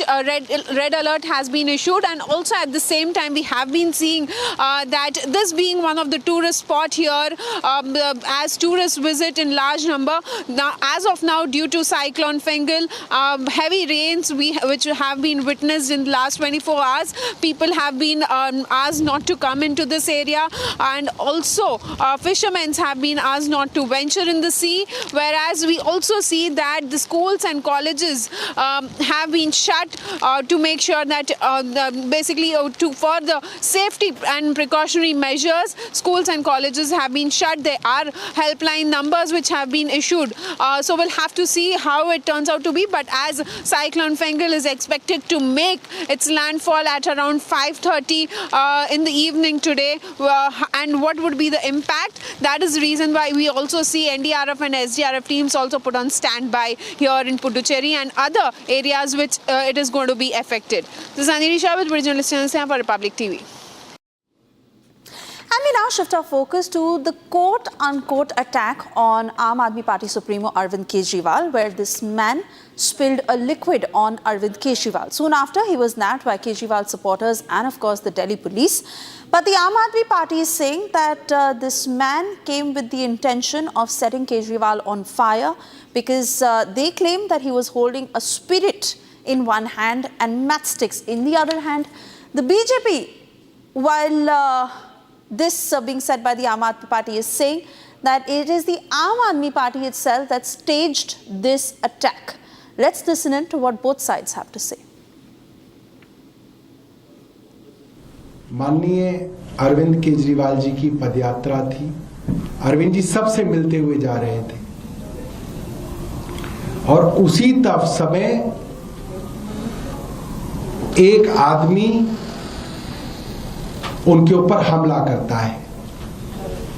क्योंकि मैं उनके बिल्कुल साथ था, मेरी ये jacket भी अभी भीगी हुई है, हल्की इसके अंदर अभी भी मॉइस्चर है।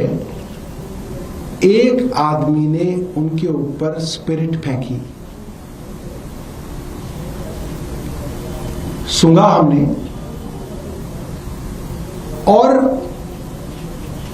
उनको जिंदा जलाने की कोशिश की गई।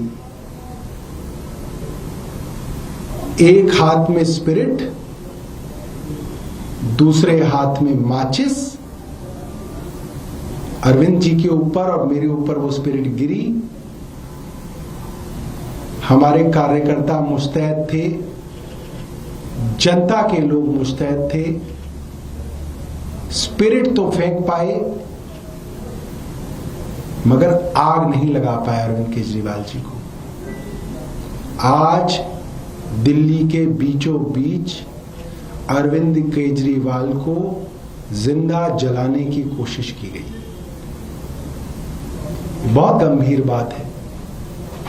जब से अरविंद केजरीवाल जी पदयात्राएं कर रहे हैं दिल्ली वालों के बीच, पैदल चल के उनसे मिल रहे हैं, हाथ मिला रहे हैं, भारतीय जनता पार्टी को नींद आनी बंद हो गई है।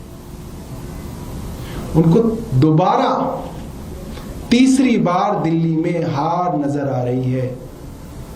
और जब आदमी हारता है तो बेईमानी करता है। मैं दिल्ली के लोगों से बोलना चाहता हूं कि आप एक ऐसा व्यक्ति जो स्वयं अपने कर्मों से इतना दिल्ली की नज़रों में गिर गया है, मुझे पता है कि कुछ लोग जिनके काम नहीं हुए या झूठे वादे हुए वो गुस्से में हैं, मगर ऐसी घटनाओं से बाज आना चाहिए। क्योंकि ये अरविंद केजरीवाल हैं, इनको आप स्याही फेंकने की जगह अब इनको वोट से आउट करना चाहिए। हालांकि मैं ऐसी घटनाओं को मैं समर्थन नहीं देता हूं, लेकिन मैं समझ सकता हूं कि दिल्ली में जिन लोगों की नौकरियां दे करके छीन ली गई उनको गुस्सा तो होगा। जो कॉन्ट्रैक्ट कर्मचारी हैं जिनको पक्का करने का वादा था उनका नहीं किया होगा तो उसका गुस्सा होगा। लेकिन फिर भी लोगों को लोकतंत्र में विश्वास रखते हुए अरविंद केजरीवाल जैसे लोग और उनकी पार्टी को वोट से दिल्ली से बाहर करना चाहिए। लेकिन सौरभ भारद्वाज तो एक राजनीतिक करवाई है। ये बात मैं पहले दिन से कहते आ रहा हूँ कि अरविंद केजरीवाल अपने ऊपर थप्पड़ लगवाएंगे, अपने ऊपर चीजें फेंकेंगे, और जो जानकारी आ रही है वो पानी है। वहीं का एक इन्हीं का स्थानीय कार्यकर्ता है जो शराब के नशे में पकड़ा गया है, और अरविंद केजरीवाल ये राजनीतिक नौटंकी है, हताशा है, निराशा है जो दिखाई देती है कि जमीन खिसक चुकी है, कोई चाल काम नहीं आ रही है, तो ये घिसी पिटी चालें निपटाएंगे। जो भी आदमी पकड़ा गया उस पर पुलिस कार्रवाई करे। जांच में यही सामने आएगा कि वो आम आदमी पार्टी का कार्यकर्ता है। वह ये समझ नहीं पा रहे कि दिल्ली में लोगों में गुस्सा है, भयंकर गुस्सा है, और गुस्सा फूट फूट कर निकल रहा है। वह जहां भी जाते हैं वहां लोग उनको हूट करते हैं, अपनी नाराजगी जाहिर करते हैं, उनके विधायकों की पिटाई होती है। तो ये समझना चाहिए कि दिल्ली इस बार उनको नकार रही है। मूल विषय यह है कि दिल्ली के लोगों में इतनी नाराजगी क्यों हो गई। दिल्ली के साथ जो इन्होंने लूट करी, दिल्ली के साथ जो उन्होंने धोखा किया, उसके चलते दिल्ली के लोगों की नाराजगी है। Meanwhile, the Delhi police has now issued a statement on the entire incident where they've said that this quote-unquote attack on Kejriwal that happened at 5:30 near Malviya Nagar. The Delhi police has claimed that this was water that was thrown on Arvind Kejriwal and the attacker serves as a bus marshal. Let me cut across to Piyush, joining us with further details of what the cops are saying on this attack on Kejriwal. Because Piyush, the Aam Aadmi Party has claimed that the attacker intended to set Kejriwal on fire. What is the police's investigation revealing? So yes, first of all, leaving aside the political statements, Suresha, let us just first come to the legal aspect and what exactly is the Delhi police saying in this entire issue. Now, this incident occurred in Savitri Nagar area, which is in the Malviya Nagar constituency, where Arvind Kejriwal, along with Saurabh Bhardwaj and host of his Aam Aadmi Party supporters, were coming and campaigning because they are all preparing for the upcoming assembly elections.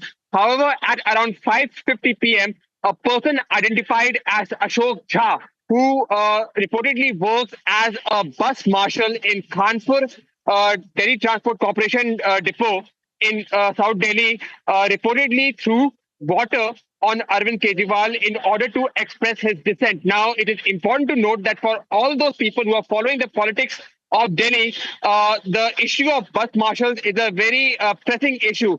There are hundreds of bus marshals who are on contract services. They've either been removed from the services or they're not being made permanent in their jobs. And this has been one of the major discontent of these bus marshals because they feel that they have been duped by the government.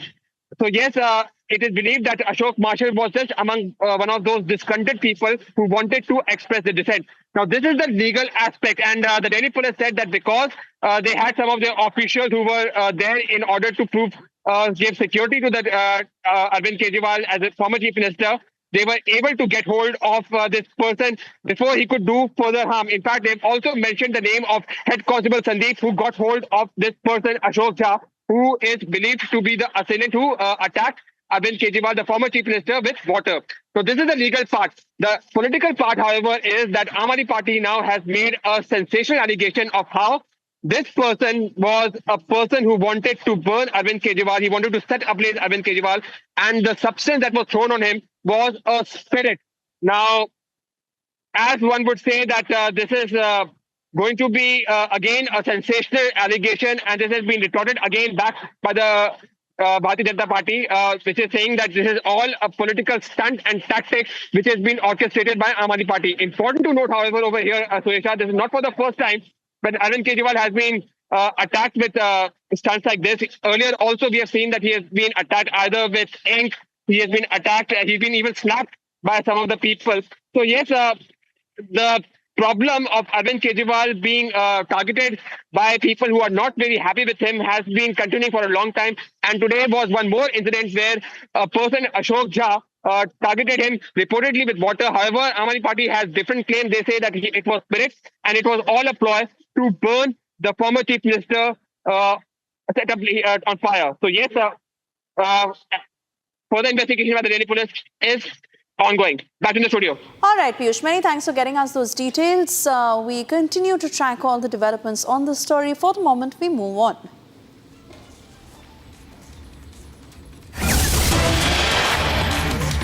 And yes, Shifting focus to Maharashtra, even as there is no official statement yet on who will be the next Chief Minister of Maharashtra. This is the latest coming in from Ajit Pawar, where Ajit Pawar has confirmed that it was clear in the Mahayuti alliance that if they do emerge victorious, then the Chief Minister position would go to the BJP and the Deputy Chief Ministers would go to the remaining allies, that is Ajit Pawar's NCP and Eknath Shinde's Shiv Sena. We've seen the kind of huddle that has been happening lately, where the Shinde Sena has been pushing for Eknath Shinde to be Chief Minister.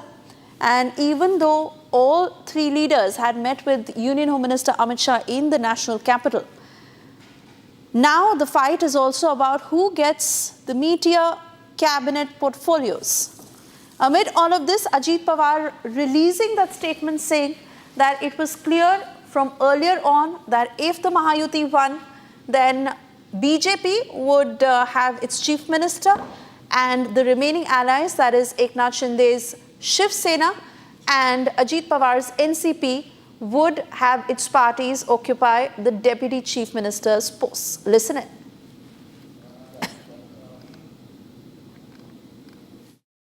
आमच्या महायुतीचं सरकार स्थापन करायचं एवढा निर्णय झाला.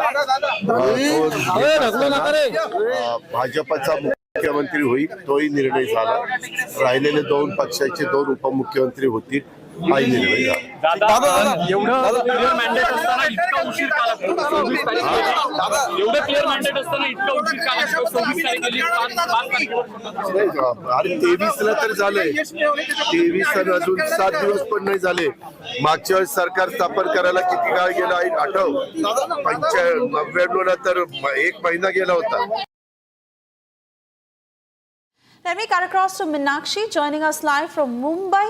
Meenakshi, can we then have it clear that Devendra Fadnavis will become Chief Minister and only a matter of time that the official statement comes in, or with the way developments are happening on the front of Eknath Shinde, there could be a contrary result?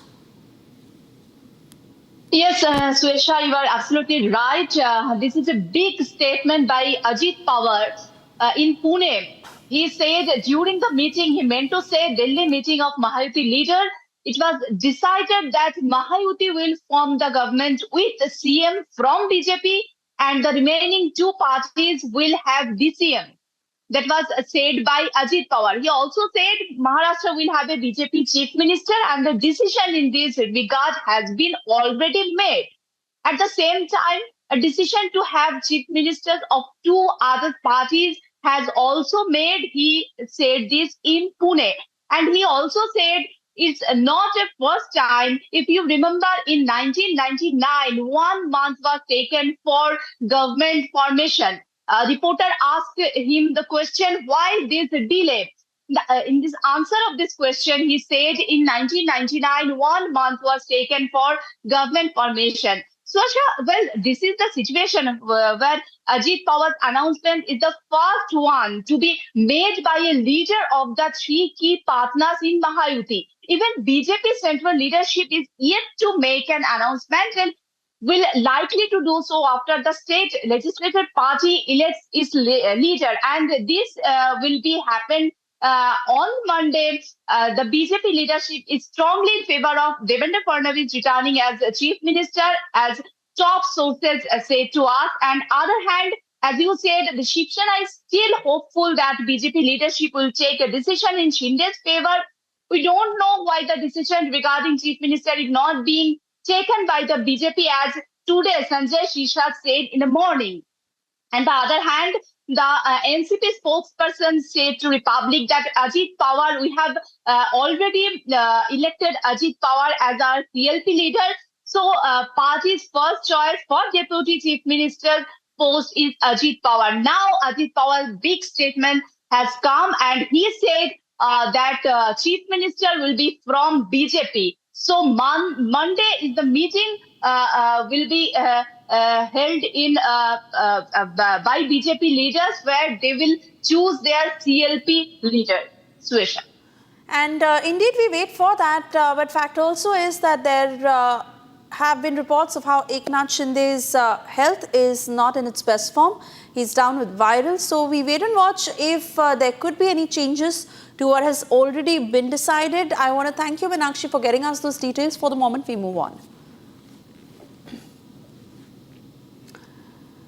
Moving on, as Republic has been able to access exclusive footage of rioters who attempted to incite that mob on the day of the clashes in Sambhal. In fact, this is the video where minutes before the violence broke out, you can clearly see how that mob that was incited started stone pelting, and later on, for the violence that Sambhal was marred with was for everyone to see. This clincher video that now furthers the police's investigation in Sambhal, despite what the Samajwadi Party had been saying, both the Samajwadi Party and the Congress that were blaming the Yogi government and the cops in Sambhal. And despite the fact that prohibitory orders have been passed, but we again today saw how an SP delegation was trying to make its way to Sambhal, but it was detained on its way.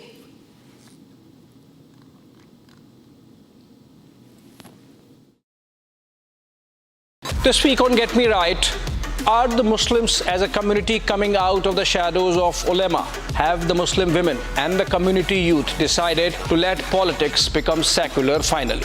Also, a focus on the national shame of Delhi breathing poison for a month every winter. For how long the political establishment would surrender to the stubble burning mafia. And finally, a look at the phenomenon of tech bros, the bunch of tech billionaires who have their fingers on the future of human civilization. Join me this weekend only on Republic TV.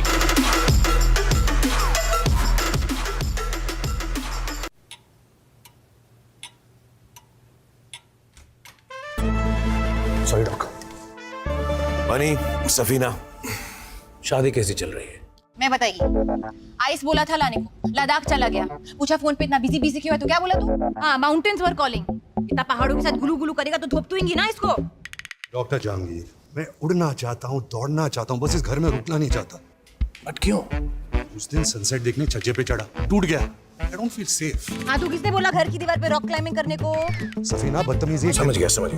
मेरे पास आप दोनों की problem की medicine है।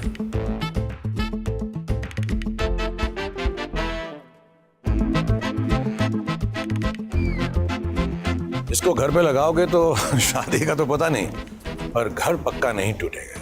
रुंगटा नहीं तो घर strong नहीं। रुंगटा स्टील TMT बार एकदम सॉलिड। पहाड़ों में एक हाइकिंग शिप भी बन सकती है। These issues have been raised repeatedly during the week, with the result that we have already lost 3 days working. The loss of time, the loss of opportunity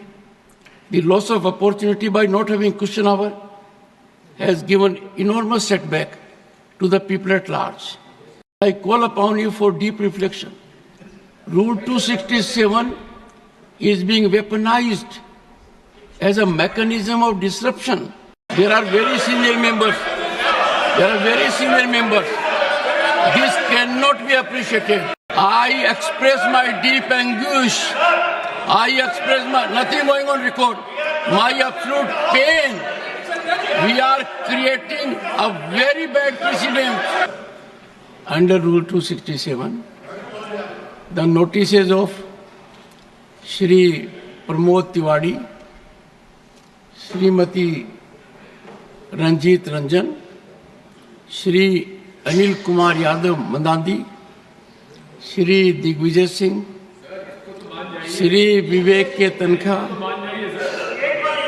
Shrimati Rajani Ashok Rao Patil, Shrimati J.B. Mathur Hisam, Dr. Syed Nasir Hussain, and Shri Akhilesh Prasad Singh.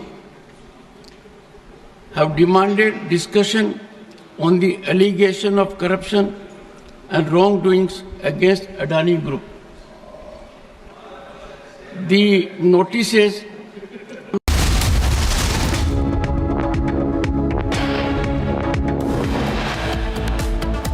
During a Padyatra in Delhi, youth threw suspicious liquid towards Aam Aadmi Party Supremo Arvind Kejriwal.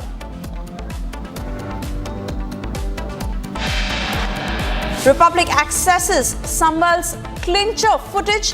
Hundreds seen gathered at pelting site minutes before the violence broke out. As Sambhal limps back to normalcy, SP tries to reignite the fire. Outsiders barred in Sambhal till the 10th of December. Samajwadi Party team heading for visit was detained. Congress leader Bhai Jagtap uses derogatory words against the EC as he calls poll panel a pet dog. BJP files complaint. लोकतंत्र ज्यादा पुख्ता करने के लिए, मजबूत करने के लिए चुनाव आयोग है। जो भी नेताओं के दबाव में आके अगर वो काम कर रहा है तो बिल्कुल मेरा कहना सही है और बिल्कुल हम माफी नहीं मांगेंगे। First he insults the poll panel and then this Congress leader remains unapologetic. Chennai airport shuts. Indigo among several flights suspended ahead of landfall near Puducherry.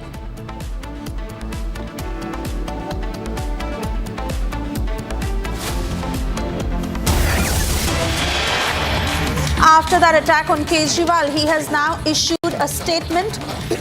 The statement that reads, and I quote, Amit Shah ji, what will happen if you stop me? Stop crime in Delhi. Will stopping me reduce crime in Delhi? Will stopping me stop the open shootouts in Delhi? Will the women in Delhi become safe? Will traders in Delhi be safe? Unquote. Kejriwal has issued his first statement after he was attacked. Let me cut across to Piyush, who's been tracking the story very closely. Piyush, Arvind Kejriwal once again pinning the blame, pointing all his fingers at the BJP and naming Amit Shah in his statement. In fact, what he's been doing is that he has played a very shrewd political game, Suesha. Through Delhi police, now Arvind Kejriwal has targeted the Bharatiya Janata Party and most specifically the Union Home Ministry under which the Delhi government comes, under which the Delhi police comes, I beg your pardon. Now, it is important to note that why Arvind Kejriwal has mentioned the name of Delhi police. We have seen in the recent months, the law and order situation in the national capital has been very challenging. We have seen that how there have been several gangsters that have been operating over here. They have been intimidating the businessmen. In fact, such has been a challenging time that some businessmen have been intimidated, and in order to instead fair on them, their shops have been targeted by doing public shootout. In fact, there have also been some people who have been publicly killed after being shot at them multiple times. So yes, the former Delhi Chief Minister is making the law and order an issue, and he is now trying to target the Bharatiya Janata Party by trying to raise the issue of law and order situation in which the Delhi police is being targeted. It is important to note, however, over here that the Delhi police has issued a statement of the reported attack on the former Delhi Chief Minister, in which they have said that the person who has attacked him by throwing water on him reportedly was a person who actually was put on a contractual employment by the Aam Aadmi Party. He was working as a marshal in Delhi Transport Corporation, and he was a disgruntled person. However, the investigation in this case is ongoing. The Aam Aadmi Party has already made a sensational claim that it was a ploy to set ablaze, and I repeat over here, to set ablaze the former Chief Minister Arvind Kejriwal. So you can expect such kind of sensational statement being put forward by the Aam Aadmi Party, and that is going to be also retorted by the Bharatiya Janata Party, because the election season is over here. But yes, one thing which is very important over here is the law and order situation over here in national capital is challenging, and Arvind Kejriwal understands the situation, and now they are trying to use the situation of law and order to target not only the Delhi police, but through Delhi police, the Bharatiya Janata Party. Back to the studio. Absolutely, Piyush, and the style of politics remains the same. We continue to track all the reactions and developments to this story. For the moment, we move on. Thank you for joining us.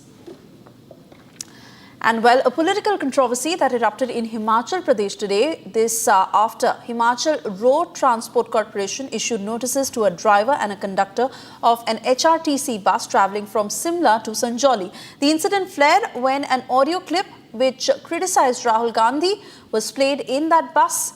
Take a look at all that happened. In a bizarre turn of events, a notice has been issued to a bus driver and conductor of Himachal Road Transport Corporation. This comes after an audio clip criticising Rahul Gandhi was played inside the HRTC bus. The notice was issued by the HRTC Sub-Divisional Manager following a complaint from the Chief Minister's Under-Secretary. The notice also warned of departmental action unless the duo provided an explanation within 3 days. This incident is one of its types, but certainly not the only one. Chief Minister Sukhwinder Singh Sukhu got show-cause notices slapped against 5 police personnel, including a woman inspector, over eating samosas that were meant for him. The repetition of such incidents demands answers on where exactly is the Sukhu government's focus. And Maharashtra Congress leader Bhai Jagtap, who made a controversial remark against the Election Commission, he said that he will not apologize after he likened the Election Commission to a quote-unquote pet dog. In fact, BJP leader Kirit Somaiya has now filed a complaint against Congress leader Bhai Jagtap. Take a look at all that happened.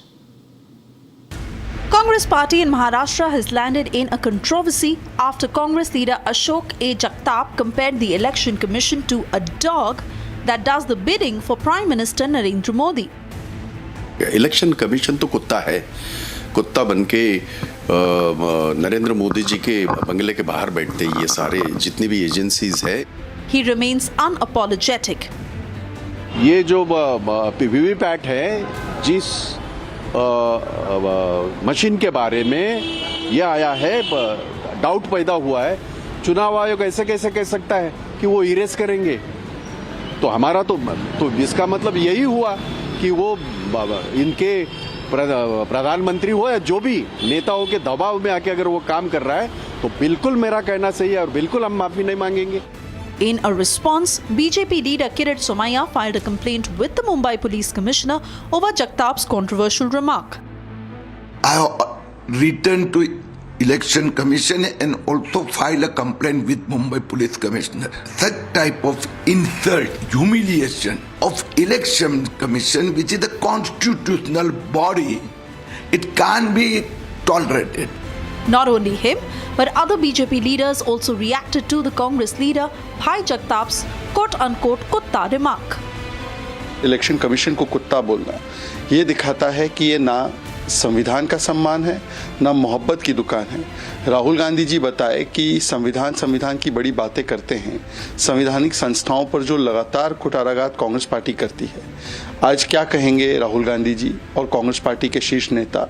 क्या भाई जगताप से माफी मंगवाई जाएगी? जो राहुल गांधी के नेतृत्व में कांग्रेस का एक हाल हुआ है, मैं बड़े रिस्पॉन्सिबिलिटी के साथ कह रहा हूं कि कांग्रेस एक देश का सबसे बड़ा फ्रॉड पार्टी बन गया है और फ्रॉड पार्टी के नेता ऐसे फ्रॉड स्टेटमेंट्स ही देंगे. Despite the backlash, Jagtap has refused to apologize for his objectionable statement, standing firm in his position. The remark came on the same day when Congress submitted a memorandum to the State Election Commission CEO accusing irregularities in the recent Maharashtra Assembly elections. Disappointed by its defeat in the Maharashtra Assembly polls, Congress submitted an urgent memorandum to the Election Commission citing grave inconsistencies in the election process.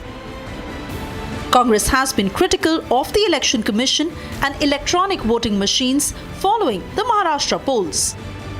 जितनी भी शक्ति लगा के SC, ST OBC, गरीब तबके के लोग, छोटे कम्युनिटी के लोग, ये लोग जो अपना वोट दे रहे हैं वो वोट फजूल जा रहा है। नहीं, वो ईवीएम छोड़ दो, हमको ईवीएम पीवीएम कुछ नहीं, हमको होना बैलेट पेपर पे वोट बस। Earlier, Congress raised serious and grave inconsistencies with the Election Commission, alleging discrepancies in the polling and counting processes of the Maharashtra Assembly elections, requesting an in-person hearing to present evidence. Blaming EVM and now insulting the Election Commission. Is the Congress's frustration of losing the polls?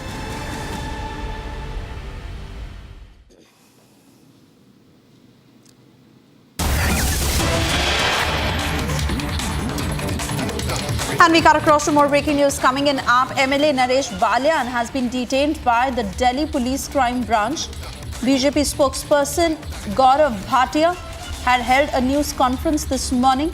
He accused him of extorting money from a businessman in connivance with a gangster. We get you these latest details of how AAP MLA Naresh Balyan has now been detained by the Delhi Police Crime Branch. This after allegations were made by the BJP of how he extorted money from a businessman in connivance with a gangster.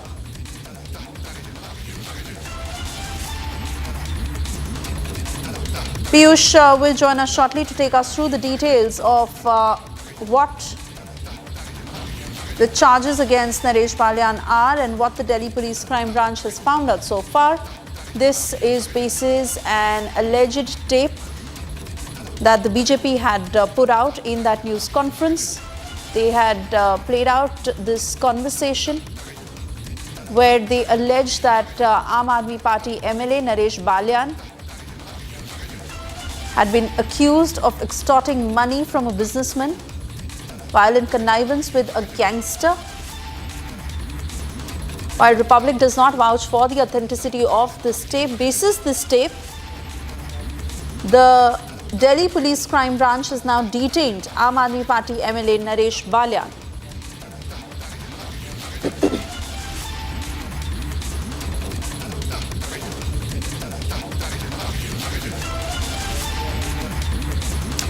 Mr. Virendra Sachdeva now joining us on the phone line. Mr. Sachdeva, your response to the allegations against Naresh Balyan, he has now been detained by the Delhi Police Crime Branch. Allegations नहीं है ma'am, उनके social media पे ये video available है जिसमें नरेश बालियान जो आम आदमी पार्टी के अरविंद केजरीवाल के नगीने हैं, विधायक हैं, जो अपने ही लोगों को टिप्स देते हैं गैंगस्टर्स को, उनसे फोन करवाते हैं, उसके बाद एक्सटॉर्शन मनी का बंटवारा किया जाता है। एक एक्सटॉर्शन रैकेट दिल्ली में अरविंद केजरीवाल की नाक के नीचे उनकी सहमति से चल रहा था और ये बहुत बड़ा खुलासा है। ये एक विधायक नहीं अरविंद केजरीवाल के, ऐसे कई सारे नगीने हैं इनके पास जो दिल्ली की जनता को अलग अलग तरीके से लूट रहे हैं। लेकिन जिस जनता ने इनको चुन के भेजा है, अगर उसी जनता का ये खून पी रहे हैं, एक्सटॉर्शन करवा रहे हैं, धमकियां देके पैसे इकट्ठे कर रहे हैं, तो आप समझ लीजिए दिल्ली को किस दिशा में ले जाने वाले लोग हैं। So are you trying to say that the Aam Aadmi Party completely I beg your pardon, is supporting Naresh Balyan? Of course, we are waiting for a reaction on that. But the BJP also saying that all this was on the instructions of Arvind Kejriwal and Arvind Kejriwal's clear consent to both Naresh Balyan working in connivance with that gangster. Definitely मैं यही कह रहा हूँ कि he is the convener of the आम आदमी party ना, और ही इज द रिस्पॉन्सिबल। अगर उनका कोई भी विधायक कुछ करता है, और ये विधायक कोई पहली बार नहीं कर रहा है, एक बार पहले भी ये इशू आया था अरविंद केजरीवाल, तब भी चुप्पी साध गए थे। अगर मैं अभी भी चुनौती देता हूँ, अरविंद केजरीवाल सामने आके मना करें, पक्ष ले नरेश बालियान का कि ठीक है कि नहीं। पुलिस ने, अगर पुलिस अपनी कार्रवाई करेगी, ऐसे अपराधी जो एक्सटॉर्शन रैकेट चलाते हो, गैंगस्टर्स के साथ मिलकर लोगों को फोन करवा के पैसे इकट्ठे करते हो, उनके खिलाफ कानून तो काम करेगा ही ना जी। ये छुपी हुई बात नहीं है। उत्तम नगर की आप पूरे उस ऑडियो को सुनिए जिसमें वो कह रहे हैं कि मैं तुम्हें नंबर देता हूँ, इसको फोन कर दो, उसको फोन कर दो। तो जांच का विषय, मुझे लगता है जैसे जैसे जांच आगे बढ़ेगी और कई सारे चेहरे बेनकाब होंगे। But, the Aam Aadmi Party has clearly been blaming the BJP. And, of course, the most recent that just happened when Arvind Kejriwal was attacked. And even for that, Kejriwal has put out his statement where he's named Amit Shah. And Aam Aadmi Party has always called it a conspiracy of the BJP. अब अगर audio में उनके विधायक की आवाज है, gangster की आवाज है, तो इसमें बीजेपी कहां से आ जाएगी? आज अरविंद केजरीवाल जो जा रहे थे, एक बस मार्शल जिसकी नौकरी अरविंद केजरीवाल ने छीन लिया थे, 10,000 मार्शल हैं दिल्ली में। अगर वो बस का मार्शल अपना गुस्सा दिखाने के लिए अरविंद केजरीवाल के सामने आता है और पानी उछालता है, ये उसको एसिड बताते हैं। और आपको ध्यान होगा जब ये जेल से बाहर आए थे, जमानत पे छूटे हुए अरविंद केजरीवाल, भूलिएगा मत, ये पूरी पार्टी अपराधियों की पार्टी है। जब ये जमानत पे बाहर आए थे, हमने तभी कहा था कि अब दिल्ली में नौटंकी शुरू होगी, कोई आएगा, कोई शाही फेंकेगा, कोई ऑटो वाला आके इनको थप्पड़ मारेगा। ये सब स्क्रिप्ट लिखी हुई है अरविंद केजरीवाल की। ये पुरानी चालें हैं जो लगातार आजमाते रहे, लेकिन इस बार नहीं चलेगी। ये अपने पापों के बोझ से इतने दबे हुए हैं कि दिल्ली की जनता इस बार इनको साफ करने वाली है। आज एक गरीब बस मार्शल खानपुर डिपो का, जिसकी नौकरी अरविंद केजरीवाल खा गए अपने एक हस्ताक्षर से, निकाल दिया 10,000 से ज्यादा मार्शल्स को। अगर वो अपना गुस्सा दिखाने आ रहा है तो आप दिल्ली के मुख्यमंत्री रहे हो भाई साहब, आपको उनकी बात सुननी चाहिए थी। आपने उठवा के उनको भी बंद करवा दिया और फिर कह रहे हैं हम पर एसिड अटैक हो रहा है। ये पूरी की पूरी जमात, अरविंद केजरीवाल, इनकी मुख्यमंत्री आतिशी मार लेना, ये सब झूठ बोलने में मास्टर है, लेकिन अब इनकी झूठ की परतें खुल रही। Right. But Mr. Sachdeva, I want to understand further details from you, because the Delhi Police Crime Branch has now taken Naresh Balyan into custody. In terms of the authenticity of the voice, the BJP is claiming it is him. The Aam Aadmi Party, of course, has been denying all these allegations. Any details of the Delhi Police Crime Branch's investigation and how this moves further? All right, we may have lost that phone line with Mr. Sachdeva, but the BJP all out calling AAP MLA Naresh Balyan. They had also held a news conference to this effect that Aam Aadmi Party MLA Naresh Balyan has been detained by the Delhi Police Crime Branch. He was accused of extorting money from a businessman in connivance with a gangster. In fact, in the news conference, BJP had also said that Naresh Balyan had engaged in criminal activities with the consent of party chief Arvind Kejriwal and questioned whether the MLA would be expelled from the party. BJP has claimed that the audio clip revealed Balyan discussing threats and intimidation tactics to extort money from a builder. They've alleged that such behavior reflects the character of the Aam Aadmi Party and its leadership. I have both my colleagues Piyush and Madhurima joining us on the broadcast. Madhurima, I believe, is with us from the newsroom. Madhurima, quickly to come to you. BJP is going all guns blazing against the Aam Aadmi Party. The Aam Aadmi Party is denying these allegations, but this is a very important turn in the entire story, because Naresh Balyan has now been nabbed by the Delhi Police Crime Branch. Well, absolutely, Swesha. This is one big development coming that we are breaking for viewers at the moment, that Mr. Naresh Balyan, Aam Aadmi Party MLA, has been detained by the crime branch of the Delhi Police, and this all ensues after that major press conference that was held by Delhi National spokesperson Gaurav Bhatia and Delhi BJP President Virendra Sachdeva in the morning, where they played out multiple audio tapes, alleged audio tapes, claiming that it was Mr. Naresh Balyan all hand in gloves with the extortion mafia, and he was in fact entirely engaged in this entire gang. So now we'll have to wait and watch as to what really happens next. But all this is coming after we've seen that multiple encounters, shootouts in the national capital are on the rise. There were 2 blasts in the span of 40 days, minor blasts that took place at various points in the national capital. So after all this, the Aam Aadmi Party had sharpened the attack against the central government, alleging that the law and order is under the central government, and which is why it is brittle. But now we'll have to wait and watch as to what really ensues after Mr. Naresh Balyan has now been nabbed by the Delhi police. He's been detained at the moment. What ensues, we'll have to wait and watch. Swesha.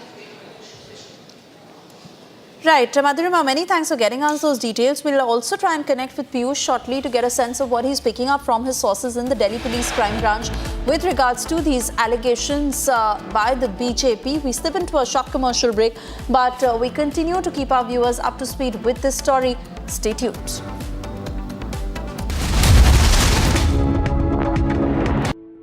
In the India Today Best Universities 2023 survey, India's #1 ranked universities in various streams are JNU Delhi, Amity University, AIIMS Delhi, IIT Delhi, and National Law School Bengaluru.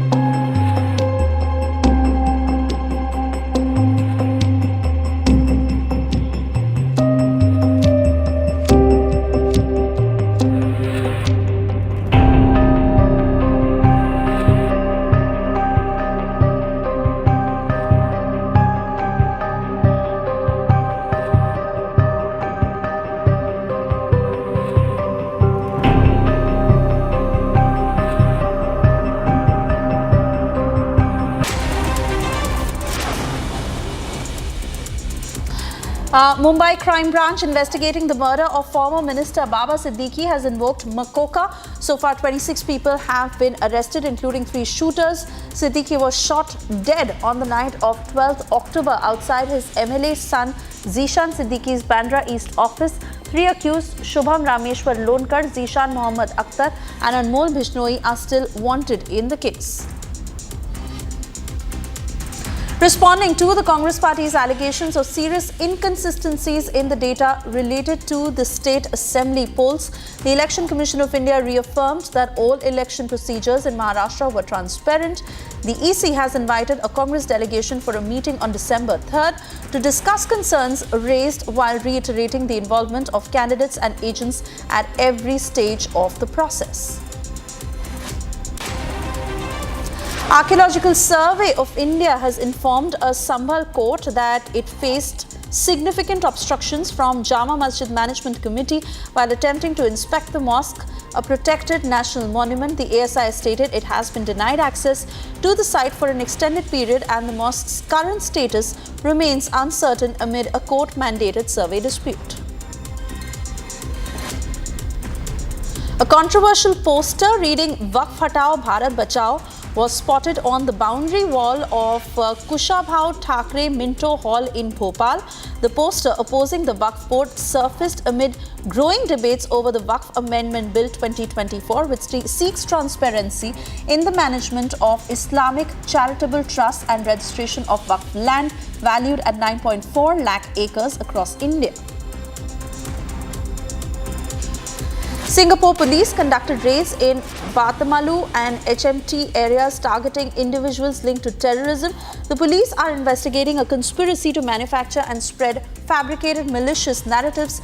During the raids, incriminating material and electronic devices were seized. Further searches at suspect residences are planned as part of the ongoing investigation.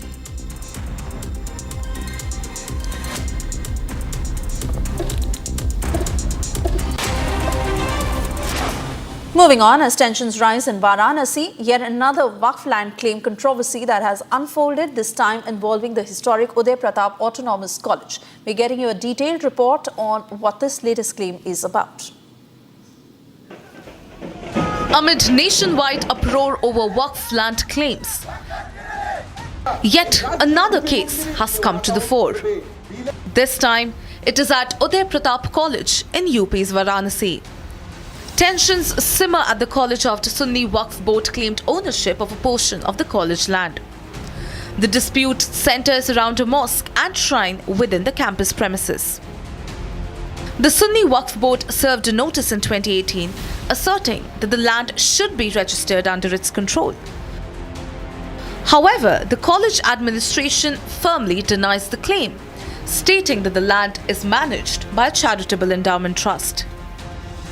Meanwhile, Principal Dr. D.K. Singh alleges attempts at unauthorized constructions within the disputed area, adding to the unrest. इस परिसर के शैक्षणिक परिवेश में विकृति पैदा करने हेतु किसी अवांछनीय व्यक्ति द्वारा भ्रामक प्रार्थना पत्र प्रस्तुत किया गया है और यह जमीन जो है इंडाउमेंट ट्रस्ट की है और चैरिटेबल इंडाउमेंट एक्ट के अंतर्गत आधार वर्ष के उपरांत ट्रस्ट की जमीन पर अन्य किसी का मालिकाना हक स्वयं समाप्त हो जाता है। With no resolution in sight, the dispute threatens to escalate further, potentially impacting the reputation and operations of this historic college.